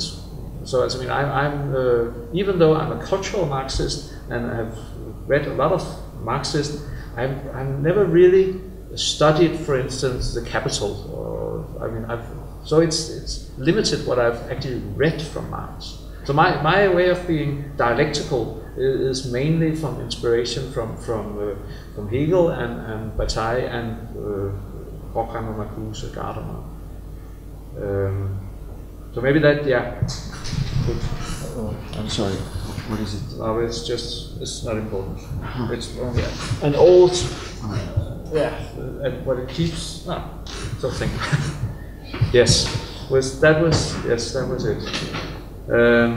So I would, hope to be. As if this about idealism and materialism, it's difficult because it can mean many things. But these are some of my way of doing it. Then Sertian. So yeah, it's also the wording that I have to get used to. Sertian. Okay, I'm happy that you think that there is something in it that is provoking. I mean, that's so what is it that could then be provoking?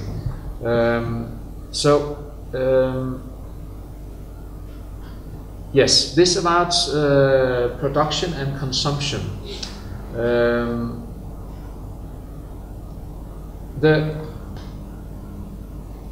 Bataille's way of thinking economy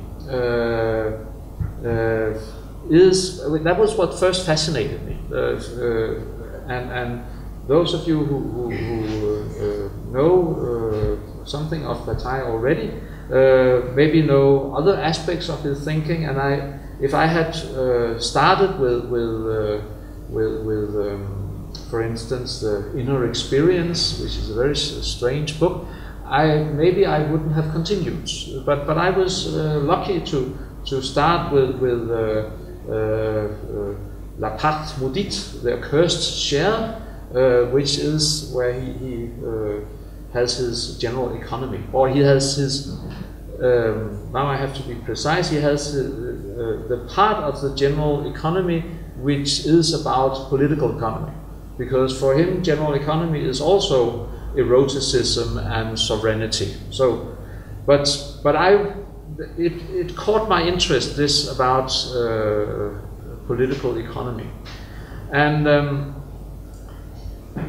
yes, how should we think about it in relation to degrowth? And I know of what, but only on second hand. And I know what you're referring to, and I've also been raised with this about thermodynamics, and it was also influential as a reference during my formative years. So I know what you're referring to without having been detailed into it. And what could be an answer? What Bataille has as his general economy is vitalism at a huge scale, referring to what was at his time the most new discoveries in science: relativity theory, thermodynamics, things about the organisms, the cells in the 1950s and 40s. So this, and what came out of it was natural philosophy, vitalism at a huge scale, where the general idea is that energy is leaving something like the sun, and then it travels through all kinds of stages. And it has some pauses. We are a pause until it leaves us and then goes out into the universe and becomes nothing. So we are just a pause where energy materializes and it can disappear again. And this is the same with oil. This is the same with everything, even diamonds. So what about degrowth? Well. Now I don't remember how much I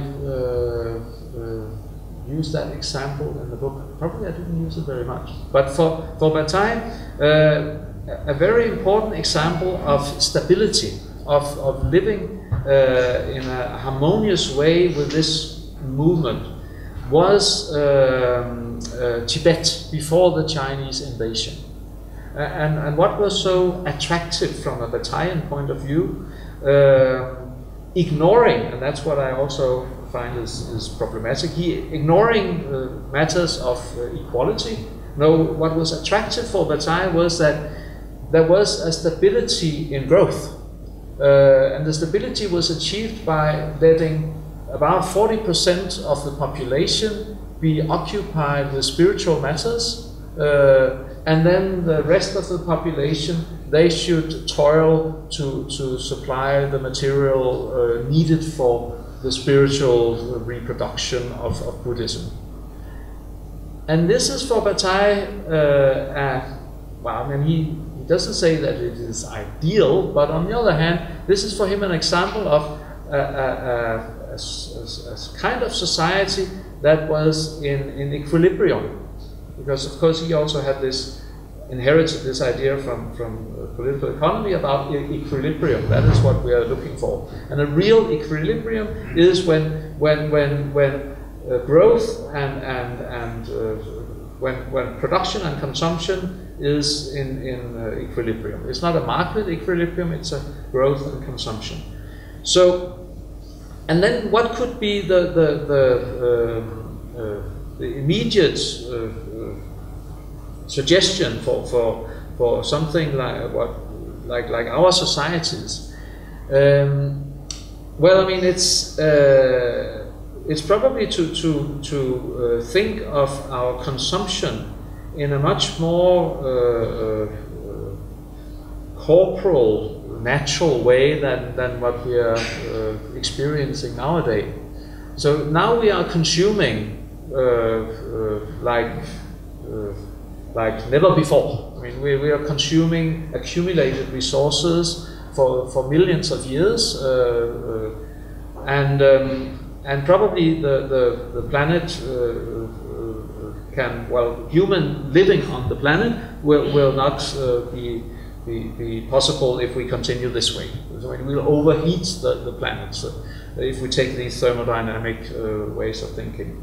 So what should be the way of living? Well, I mean, something that is recommended by an example such as Tibet, it is to use all the energy on something immaterial, living energy. So it's, I mean, meditation doesn't use a lot of material resources, or and being a kind of one of the younger sons of the old hippies, one could think of something like the idea that was presented by John Lennon and Yoko Ono, like bed peace. I mean, if we all go to bed and refine our erotic life, well, I mean, that should also be less damaging than the kind of consumption that we are getting used to in those years. So that's probably kind of the attraction of this way of thinking. So I definitely think, and I would like maybe someday, if it's possible, to relate it more to this degrowth tradition, because this is where it points to somehow. So, and then this about money, yeah, this is actually, when I noticed it, it was, suddenly it became, I thought, interesting as well. Because this probably means that he has problems of really understanding the logic of accumulation, the logic of inequality, because money are good for preserving value. It's a way we can store our surplus value without it being without it rotting away, so we can take it up. And also that's in the political economy, the idea of money becomes important when we have to understand crisis, because in a crisis, money suddenly has use value, because it has this use values of conserving value for future. If we invest it, if we produce, if we materialize the money, then they can be lost because they are held. So in that sense, this about the money that is lacking at Bataille, it's both a symptom of him transferring value into energy, and then money suddenly is not so important. And then it's probably also one of the reasons why he cannot think politically when it comes to it. It's apolitical, the way he thinks.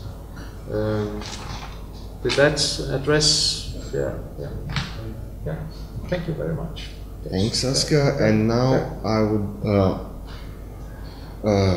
just invite everybody for a short break, 10-15 minutes, and then we'll be back for the final session speakers. So now you only have Georgia and me in the last session, so let me write it down. this is the name, and it's basically Georgia. Or myself. So, thank you so much. Sačekaj, samo uđu Adriana i... Krle samo da uđe, njega sačekaj.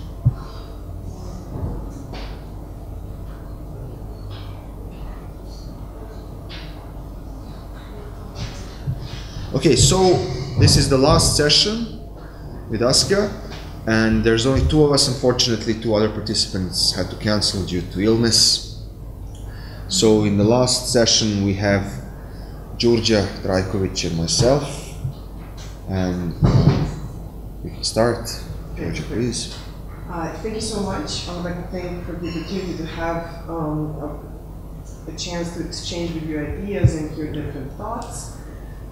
I do have to say, since you are very insistent on positioning, that I do come from a post-structuralist tradition of political thought made in the United States. So my questions, as you can imagine, are going to be geared towards the critique of dialectics, and it's something that Mark didn't quite mention, and that is the question of exclusion. So the problem that I have with such critique that reduces everything to political economy is that it leaves many questions unanswered, or simply cannot account for. And the two main questions that I would like to discuss with you is one is the question of race and gender. It is true that race and gender become concepts within modernity and capitalism, and yet politics of gender and race have been present with us since the beginning of human history. Sexism, racism, homophobia are not necessarily modern phenomena, and one could say that they exist across society before and beyond capitalism. So they have a very different genealogies than capitalism. It is naive to think that with the end of capitalism, or capitalism transforming itself into something else, traces of race and gender violence will disappear, mainly that because we know today that body remembers, and that wounds and scars remain. So we have phenomena that fall out of dialectics, and such become unintelligible within European critical theory.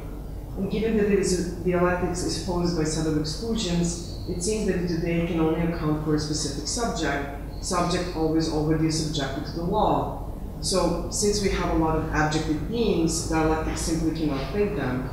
And this is the problem of reproduction that it falls into danger of doing. So the other question concerns neoliberalism. It is clear that it is a mode of political economy, but as Wendy Brown has persuasively argued, it is not only a mode of social relationship as capitalism is, and I think many forget that, it is precisely a political rationality that wishes to do away with the social and such. So when this is achieved as it is today, it seems, neoliberalism is able to freeze any relation and put it into its place. So, as such, it cannot be reduced to political economy only since within itself it also includes the particular morality as a way to justify inequalities. Adam Kotsko has argued persuasively that neoliberalism is a form and mode of political theology which literally demonizes us.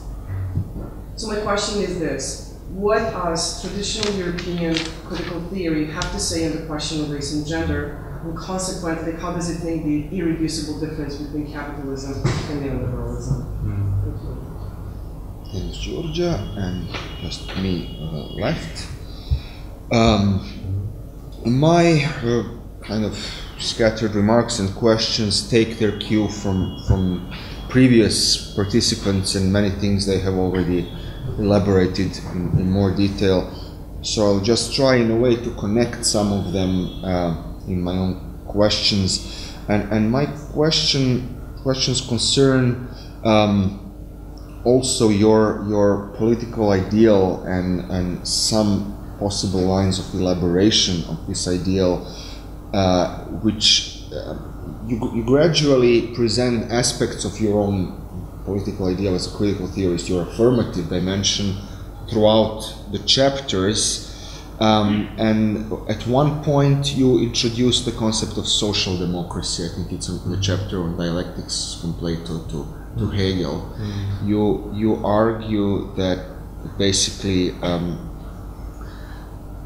social democracy can be elaborated within a critical theoretic perspective. Now, this remains a remark in that chapter, and I would like to kind of try to connect it more tightly to your discussions of totality, dialectics, and Bildung, to see how what your conception of social democracy would be in light of these fundamental theoretical premises, as my intuition is that it's not the standard conventional understanding of social democracy as basically a set of restrictions on the logic of market and commodification, a redistributive social order which tries to tame capitalism, rein it in to some extent, and humanize it.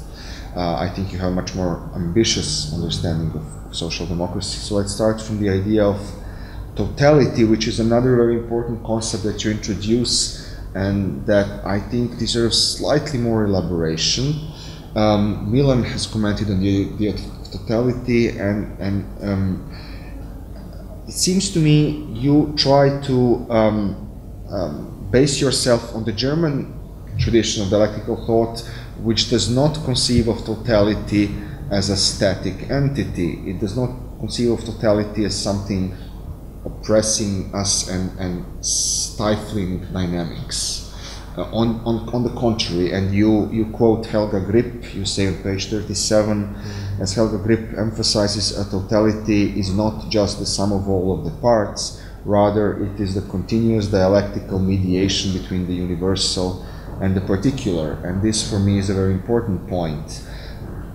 So my first sub-question is, do you conceive of capitalism as this kind of dynamic totality, as constant mediation between the universal and the particular, meaning that whenever we encounter a particular phenomenon, an instance of injustice or domination, we are in fact encountering the dialectical movements of universality and particularity within this phenomenon, meaning that it can be traced to capitalism as a constantly expanding principle of, let's say, principle of exchange, principle of commodification.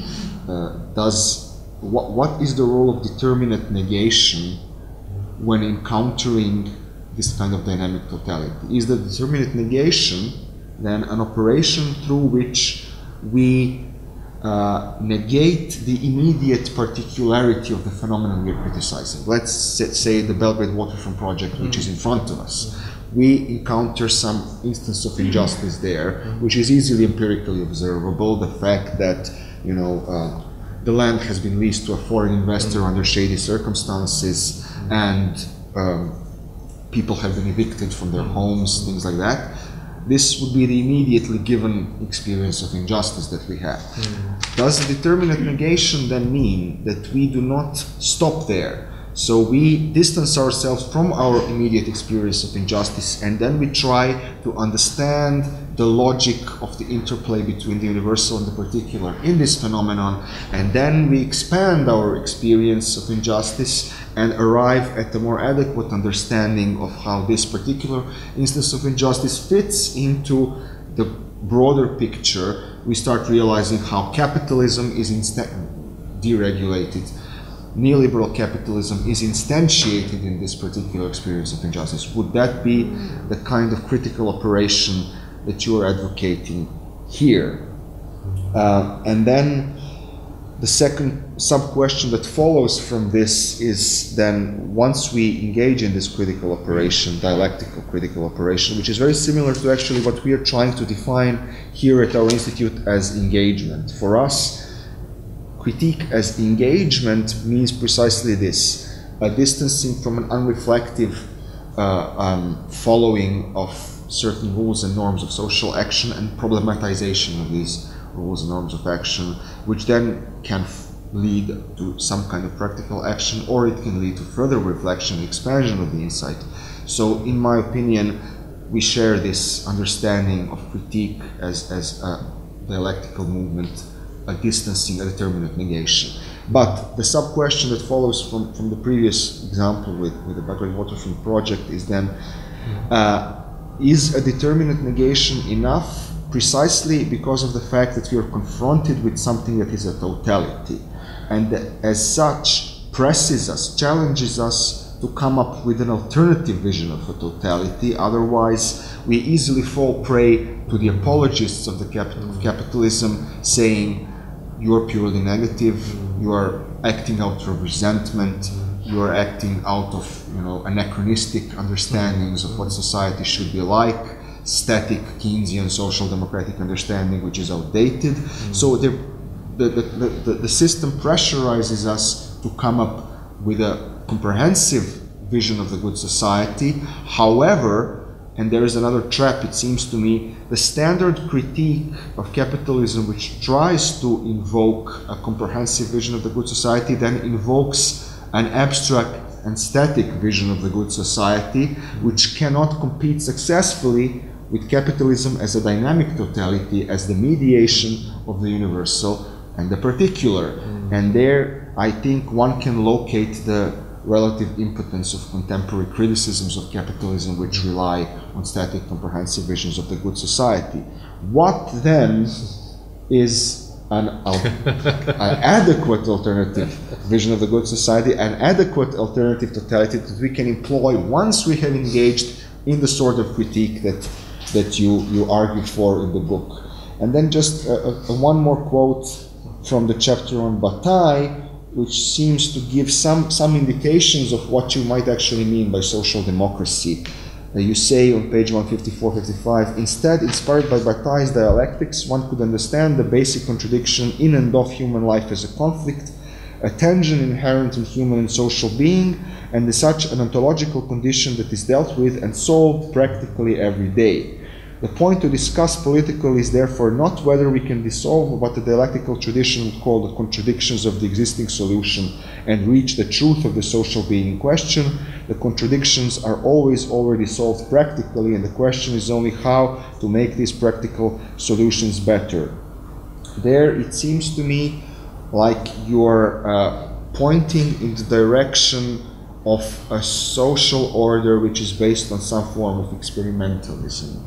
Democratic experimentalism and a kind of radical democratic polity in which citizens are constantly engaged in the deliberative process of detecting and solving the contradictions that are already present in the existing order. And I would say it's pretty close also to neo-pragmatism and its own visions of what democracy should be like, inspired by John Dewey, but taken further in the elaborations of this process of collective problem solving, let's say.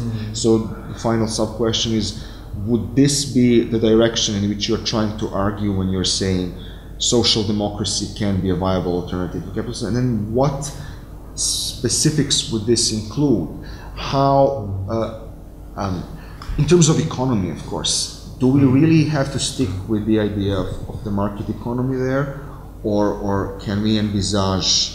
And then finally, would this social democracy really be a totality in the same sense as capitalism would be, or would it allow greater room for particularity, which is not mediated through universality? Let's say that's, I think, an important issue, because also you mentioned the ideal of sovereignty in Bataille, and something that we as moderns cannot easily do away with, the conception of sovereignty, of autonomy, of not autonomy in a rigid sense, in the Kantian sense, but as you say, sovereignty which has important Adornian implications in Bataille's conception of sovereignty. This is freedom from instrumental reason, freedom from the imperative of self-preservation. That's how I understood the idea of sovereignty in Bataille.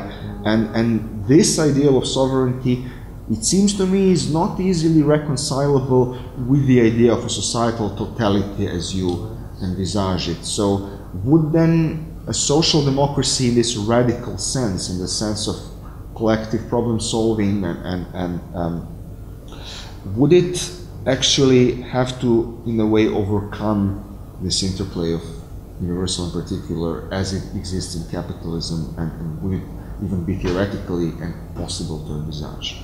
Thanks, Art. Thank you.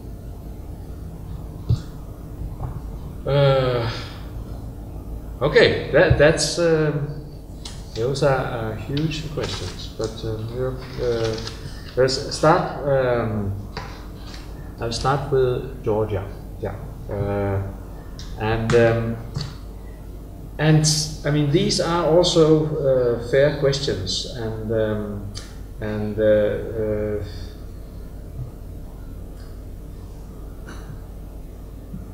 one way to approach it could be to say that racial inequalities, gender inequalities, has been here for much longer than capitalism. That's the way we understand it. So it's, in that sense, it's the dark side of humanity. So that's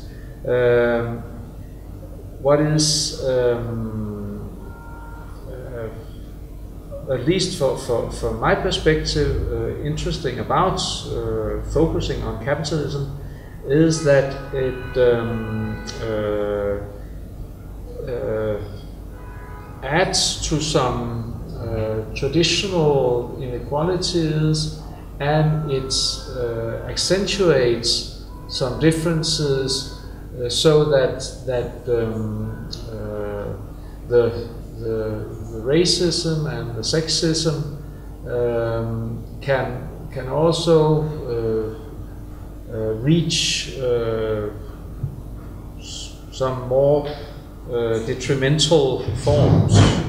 So if we have the traditional way of distinguishing ourselves as human beings from our gender, our sex, our differences in that sense, and also when we have our way of distinguishing ourselves in terms of color or other characteristics, then when we add the dynamics of political economy, we can reach new scales of discrimination.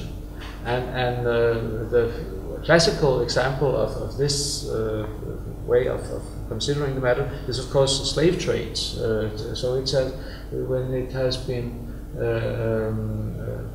made part of a capitalist economy, growing capitalist economy in the 17th and 18th and 19th century, then it takes extreme forms.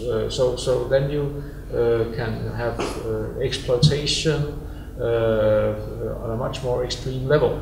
So I mean that's for me one of the reasons why, even though we have these recognized distinction and inequalities as with reference to gender, sex, and racism, still capitalism has something which is worth looking into. It has a logic that is detrimental, also given that the other two aspects are important for human beings. So one could say, if one took a practical way of looking at it, if we could get rid of capitalism, then maybe we could handle racism and sexism, just to put it in a very short form. So in that sense, I still think that the critique of capitalism is an important point to pursue. And let me see what you said. Yeah, I mean then you use, and we talked about that before. You used the concept of dialectics that in post-structural discourses is the most commonly used, where dialectics has this totalitarian character of closure. And I mean that character can be, as I mentioned, criticized as not dialectics.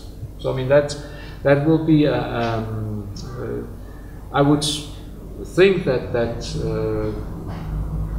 the closure, the totalitarian, the repressiveness of the system is at least not dialectical in the way that I have employed the idea.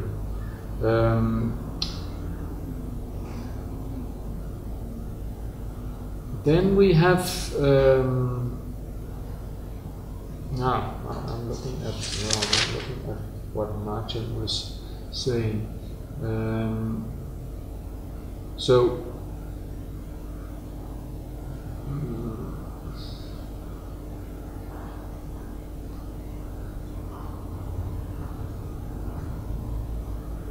I think that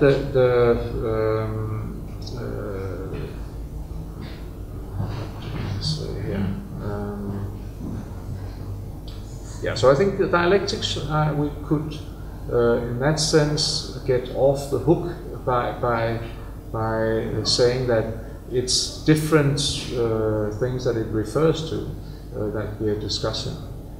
So far with that.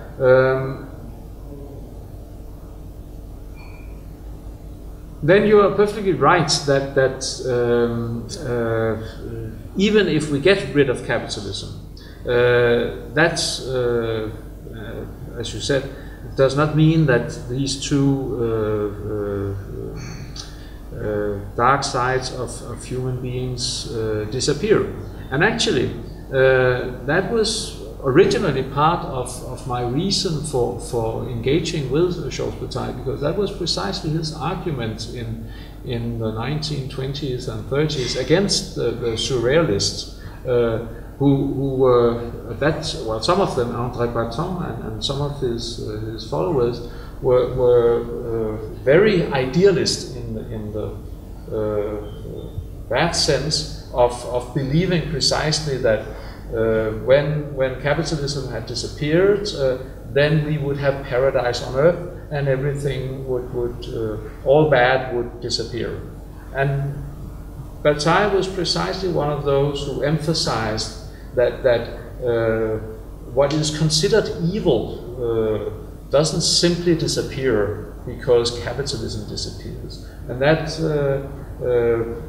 earned him fame by then being the main target of the second surrealist manifest, where he was criticized severely by André Breton.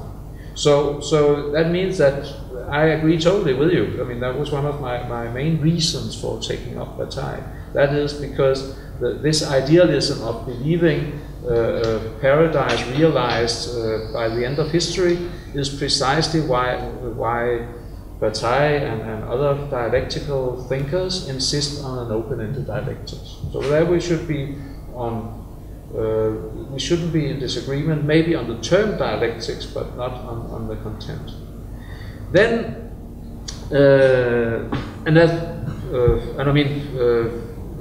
actually, I will in a few weeks I will give a presentation on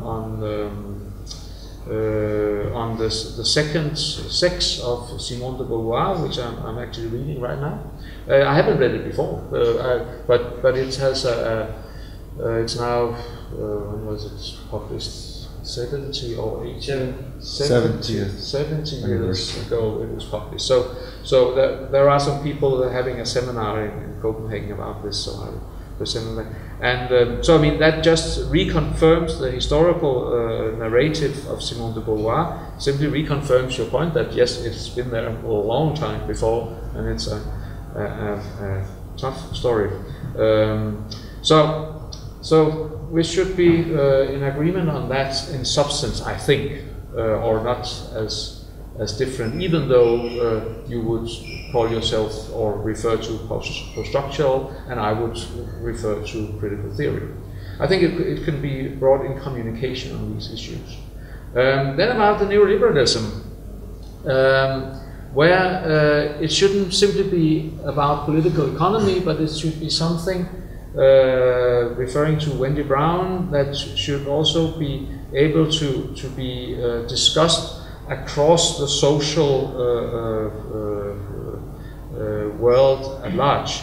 And And I haven't so far read what Wendy Brown is arguing, but one of my younger colleagues have precisely just given me a paper criticizing me, I think on the same point. I just got it 2 days ago.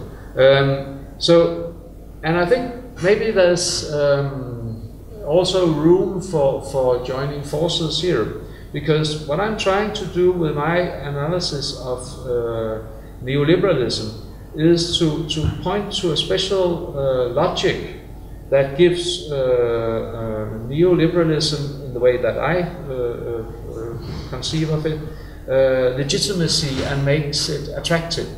Because the way I argue is that neoliberalism has argued its legitimacy to be possible mainly in terms of freedom. So it has precisely refused, and here comes the reference to the relevance for your argument, I think. It has precisely refused to take into consideration the broad social world. So these neoliberals that I'm talking about, Hayek, Ludwig von Mises, the Austrian school stemming from Karl Menger, they are precisely characterized by insisting on the the unlimited freedom of every economical actor. And the reason why the market is legitimate as a field, it's because it is the only possible, one could even say, playing ground for such activities of an individual market actor. And they only consider the freedom of individual market actors because they are the only one to be considered by political economy. So the rest of society is left out of question. So in that sense, the characterization of neoliberalism that I'm making within political economy as a part of a critique of political economy, well, the critique is precisely that it is ignoring society as such.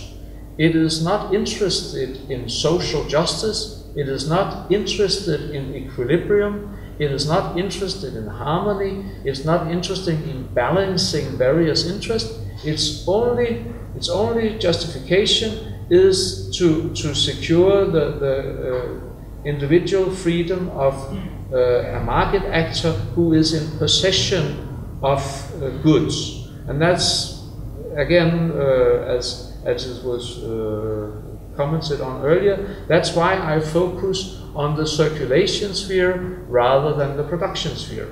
It is because it's in the circulation sphere where one can notice this logic of the free market actor and his often his dependence on the idea of private property. So I mean, I think that to be positive and also leading over to what Martin was commenting on, I think that again we should focus as critical theorists on the concept of private property. It is essential for understanding the possibility of neoliberalism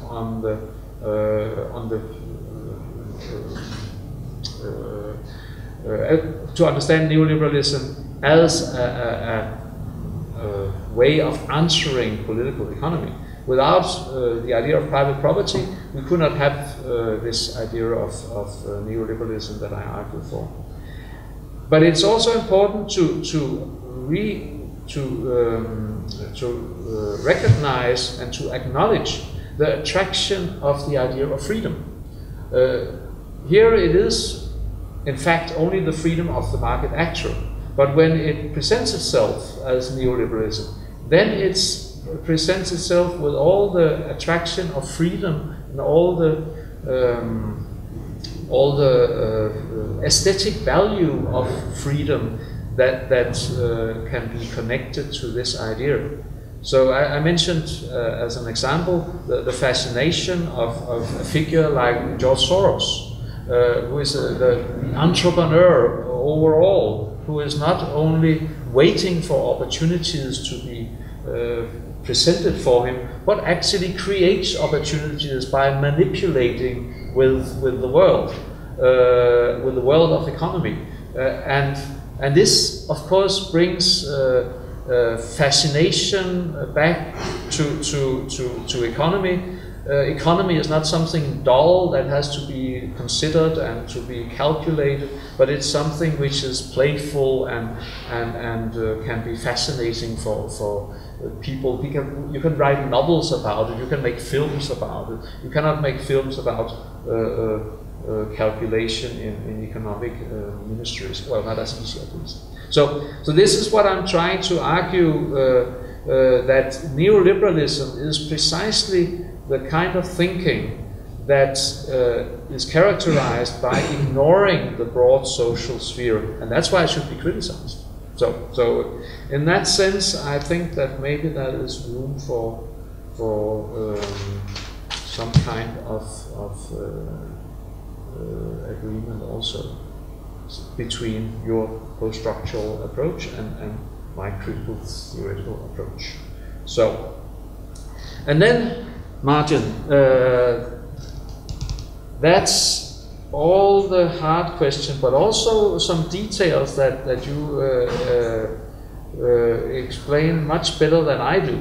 I mean, the way you explain how the logic of the determinate negation can work in connection with political engagement in reality is much more precise than I have been able to provide it.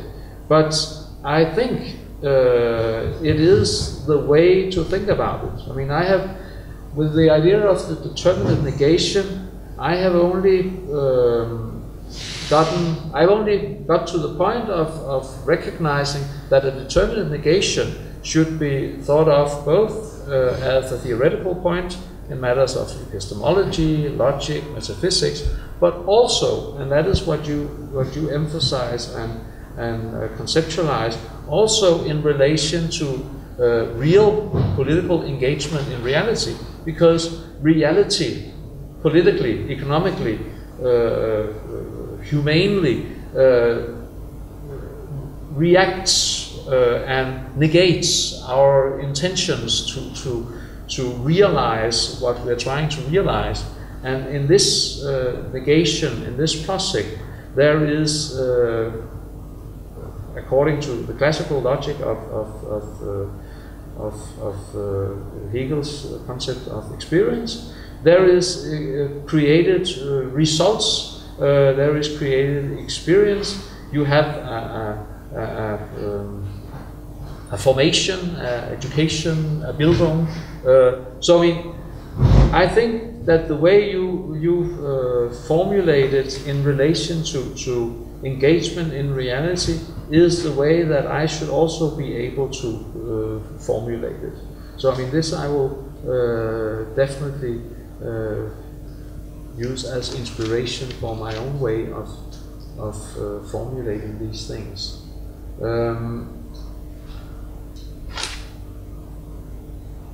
Then we have the matter of social democracy. And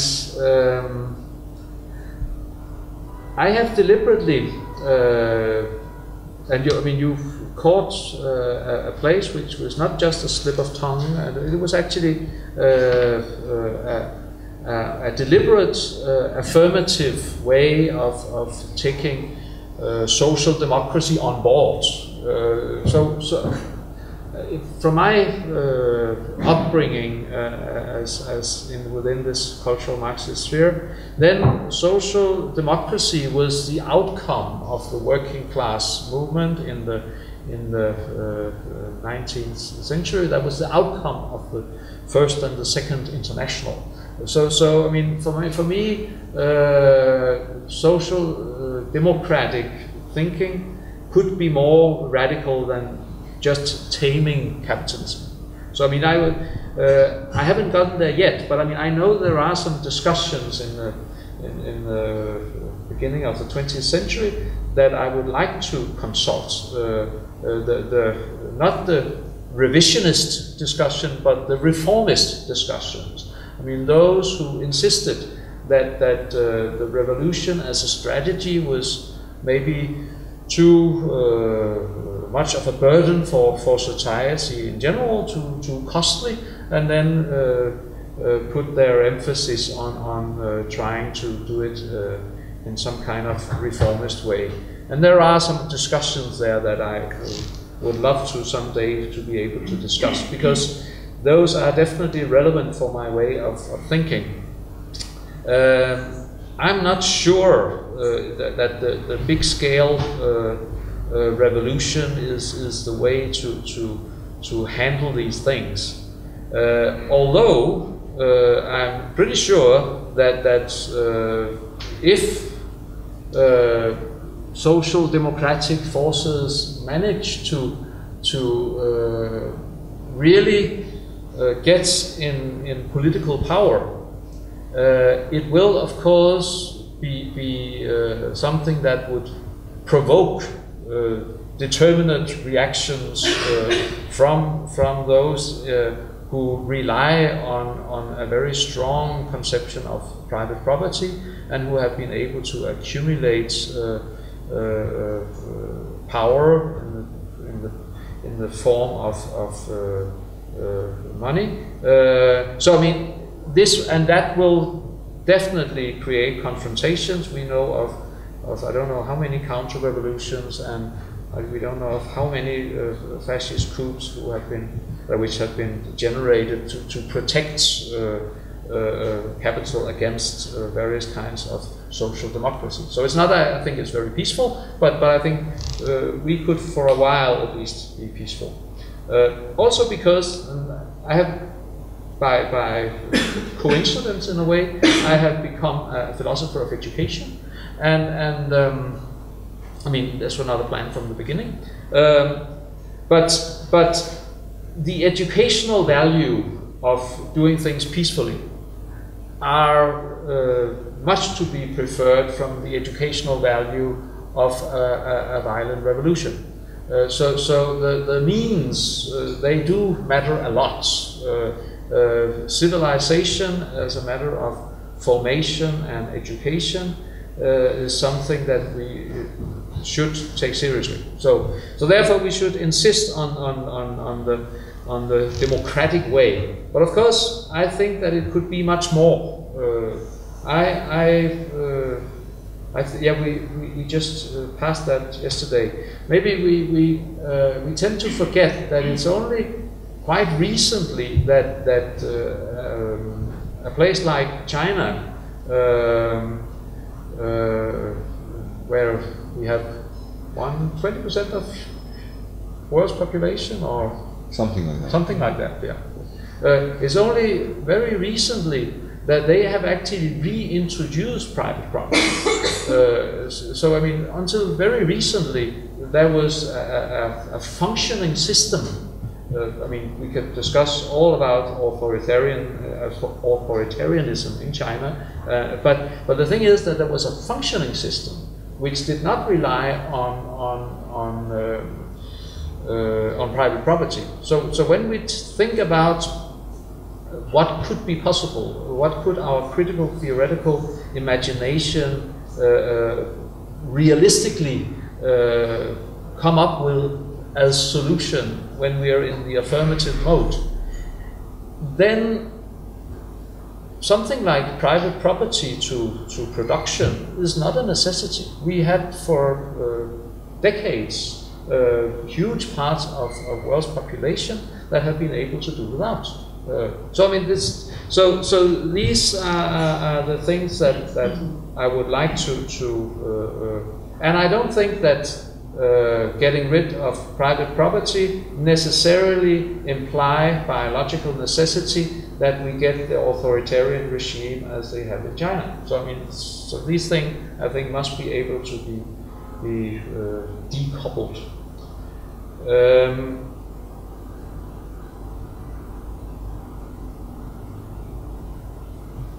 Yes.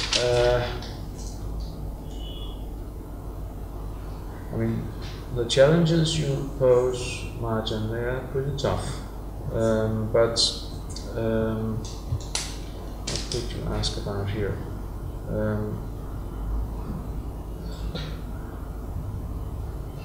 Well, this problem of the logic of the totality and how to break out of it, and whether the alternative to capitalism would require breaking out of it or not, whether it means transforming it and staying within the logic of totality, this line of question. Yes. That also gets... in relation to sovereignty. Exactly, because one of the things that I... maybe I'm not that clear about it, but it's one of the reasons why... And in the book that you mentioned that I wrote on Georges Bataille, this is very clear. I dedicate a chapter, or 2 chapters actually, almost to this. The thing is that one of the things that attracted me to Bataille originally was precisely this anti-authoritarian approach, this very strong concept of sovereignty.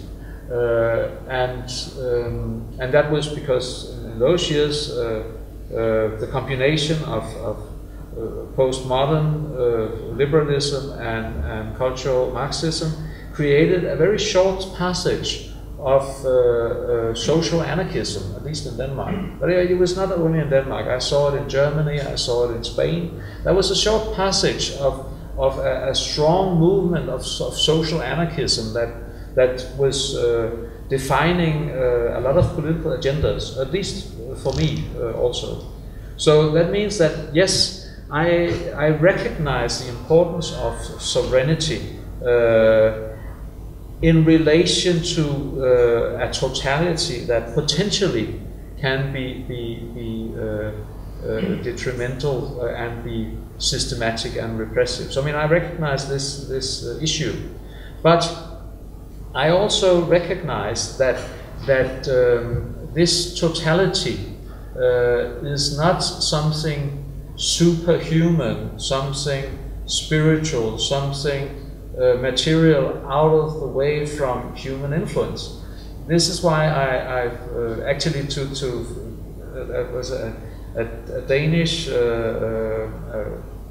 there was a Danish review in one of the intellectual Danish newspapers, ridiculing me a little bit about insisting on the possibilities of human beings for political action, and which admittedly comes as a refrain many times when I have it in this book, because on the one hand I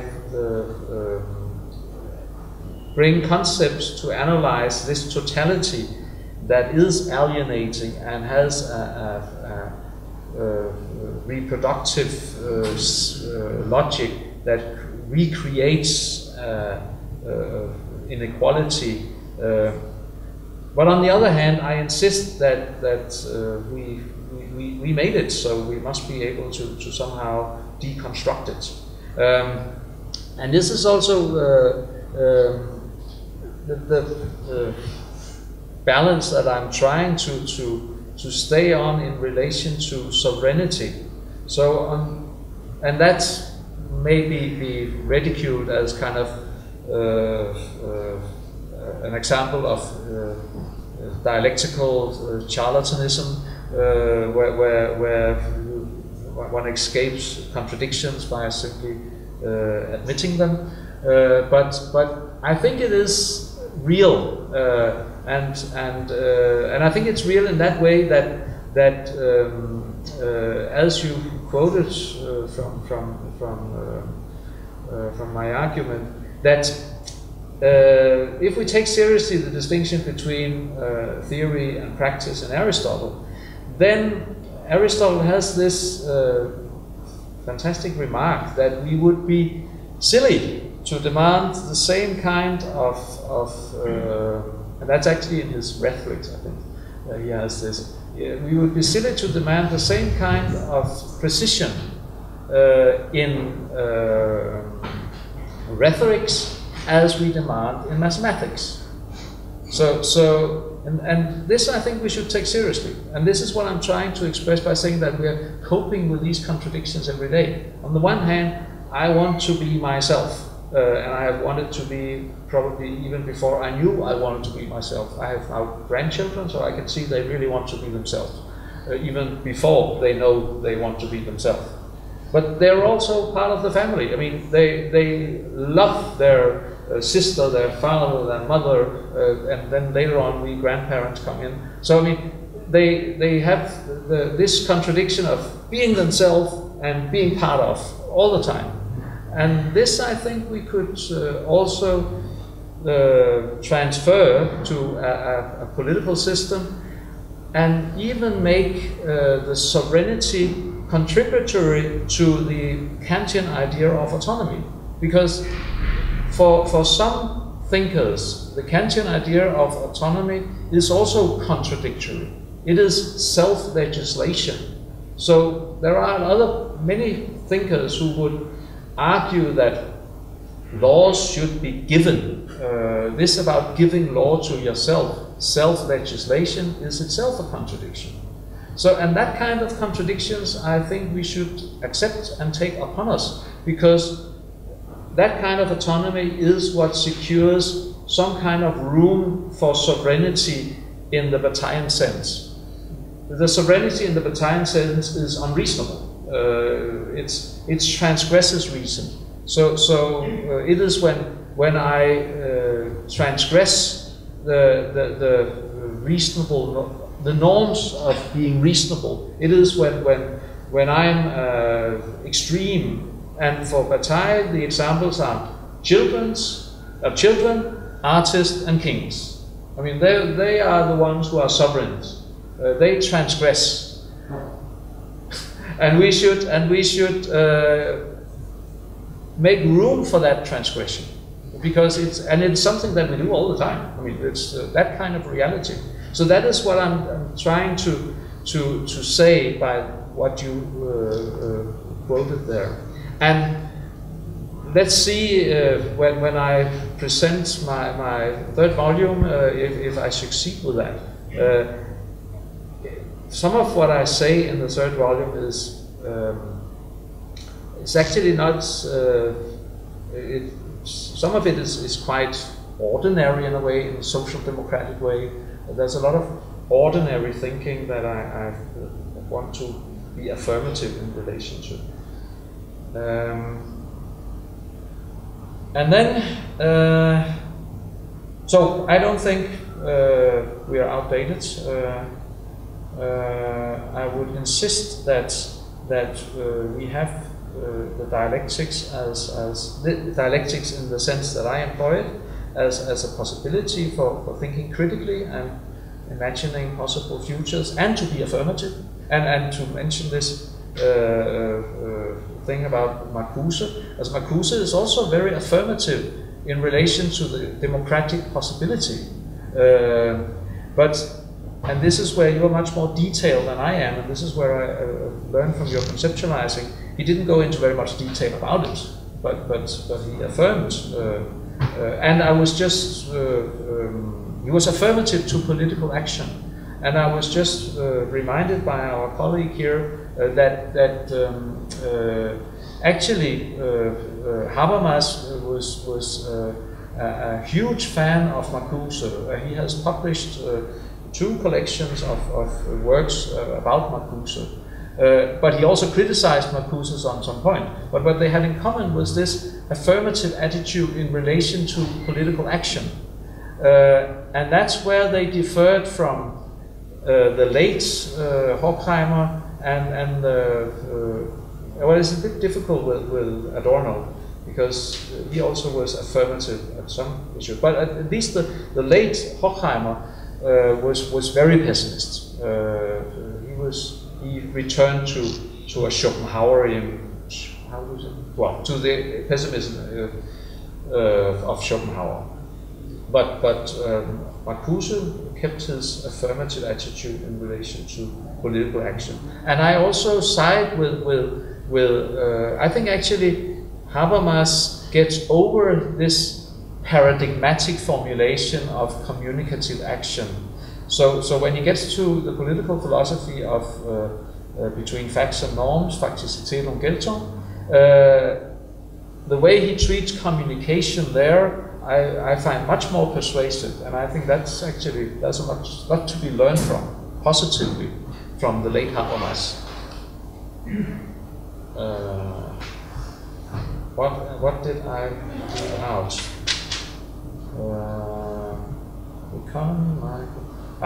Yeah, this about capitalism as totality.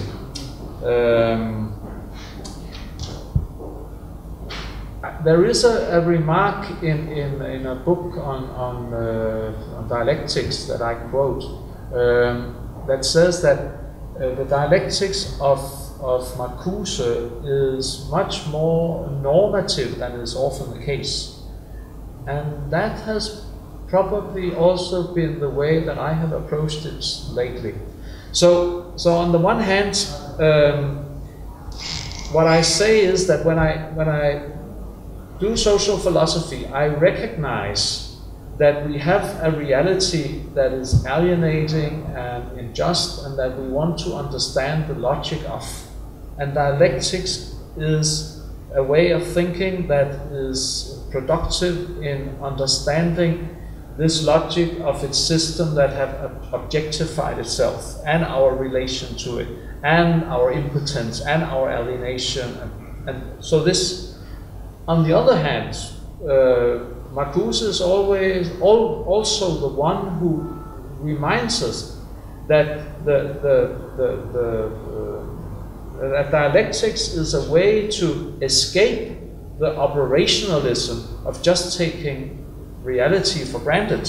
So dialectics is a way of thinking that by its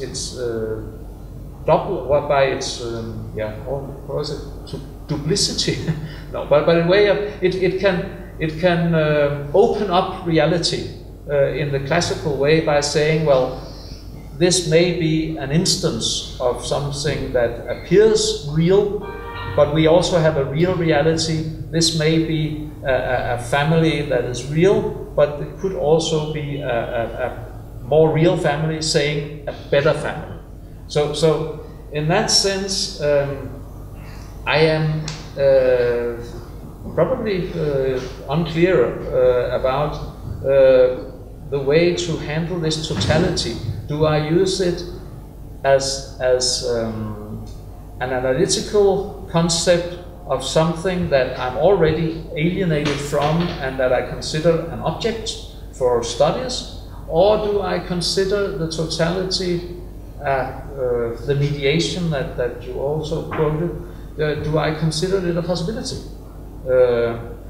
And I probably come from the first by using it as something to analyze objectified reality and our relation to it. And then I go to the second because that's the way I want to go. I want to be able to use dialectics to become part of a reality where the parts, the citizens, are mediated with the whole, the social democracy. So I mean, yeah. So and one small, I mentioned that already. And then there was this, maybe this small thing about Adorno. The reason that I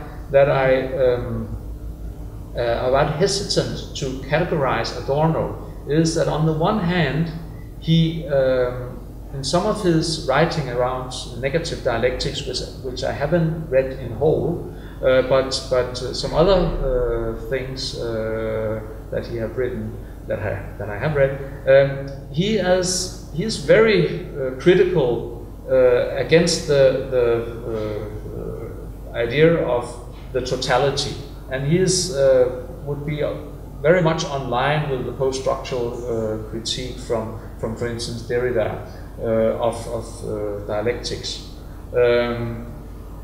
But on the other hand, and therefore in a way he would be a radical anti-authoritarian, being almost anarchist in his approach, in his demands for freedom. But on the other hand, and this is something that a colleague of ours from Prague, Gordon Finlayson, has emphasized many times, he had a very persistent practice of contributing to building up German democracy after the Second World War. So he contributed in writing and in lectures in the radio and in television on political subjects, on philosophy, to make democracy a successful project. So he was very affirmative in his political, theoretical, intellectual practice. So there is some kind of a inconsistency that I haven't really, and that Gordon Finlayson, who is a scholar of Adorno, hasn't really solved either. But he mentioned this and make us consider it, so that Adorno wouldn't be easily categorized in this scheme of thought. Did I really answer? No. I totally agree. I haven't left anything out. I just thought maybe it's not inconsistency if we, as I tried to argue, if we counter capitalism with our own comprehensive conceptions, which are not undialectical, which are not static in the sense of being identical with themselves. If they are not identical with themselves, if, as you argue, they are at the same time a social democracy and not yet a social democracy, yes. Meaning being capable of further self-transcendence through our own reasonable action, then you can at the same time try to contribute to the existing social democracy and argue it's not a social democracy at all. So maybe that would probably be the position. And then the negation is not complete cancelling out of the existing reality, it's a sublation, as you tried to argue. It's not a Popperian classification. You keep the existing foothold and your experience of what's wrong with it as the basis for transcending it and reaching a higher insight. That is precisely the political way that I would consider appropriate to handle the existing reality. I mean, we have reached various kinds of valuable achievements in terms of law, social matters, equality, civilization, but, well, there are also other sides that we should never forget. Thanks a lot, Asger, for a great seminar, and thanks to all the participants for their interventions. I hope you enjoyed the discussion, and let's hope we'll discuss the second and third volume someday as well. I mean, this has been a fantastic experience. I mean, I am grateful beyond possibilities of expressing it. So, I mean, I thank you very much. So it's I hope to be able to contribute in the same manner for some of you in the future. It's been very fantastic glad to be helpful. Yes. So, and then to meet also kind of common references. So this is therefore this about the continuation of the practice, and this is not just history. There is kind of a tradition that makes it possible for us to discuss these things and actually, I think, understand each other. Yes, like a life world of some kind. Exactly. Set of pre-understanding. Well, thanks everybody.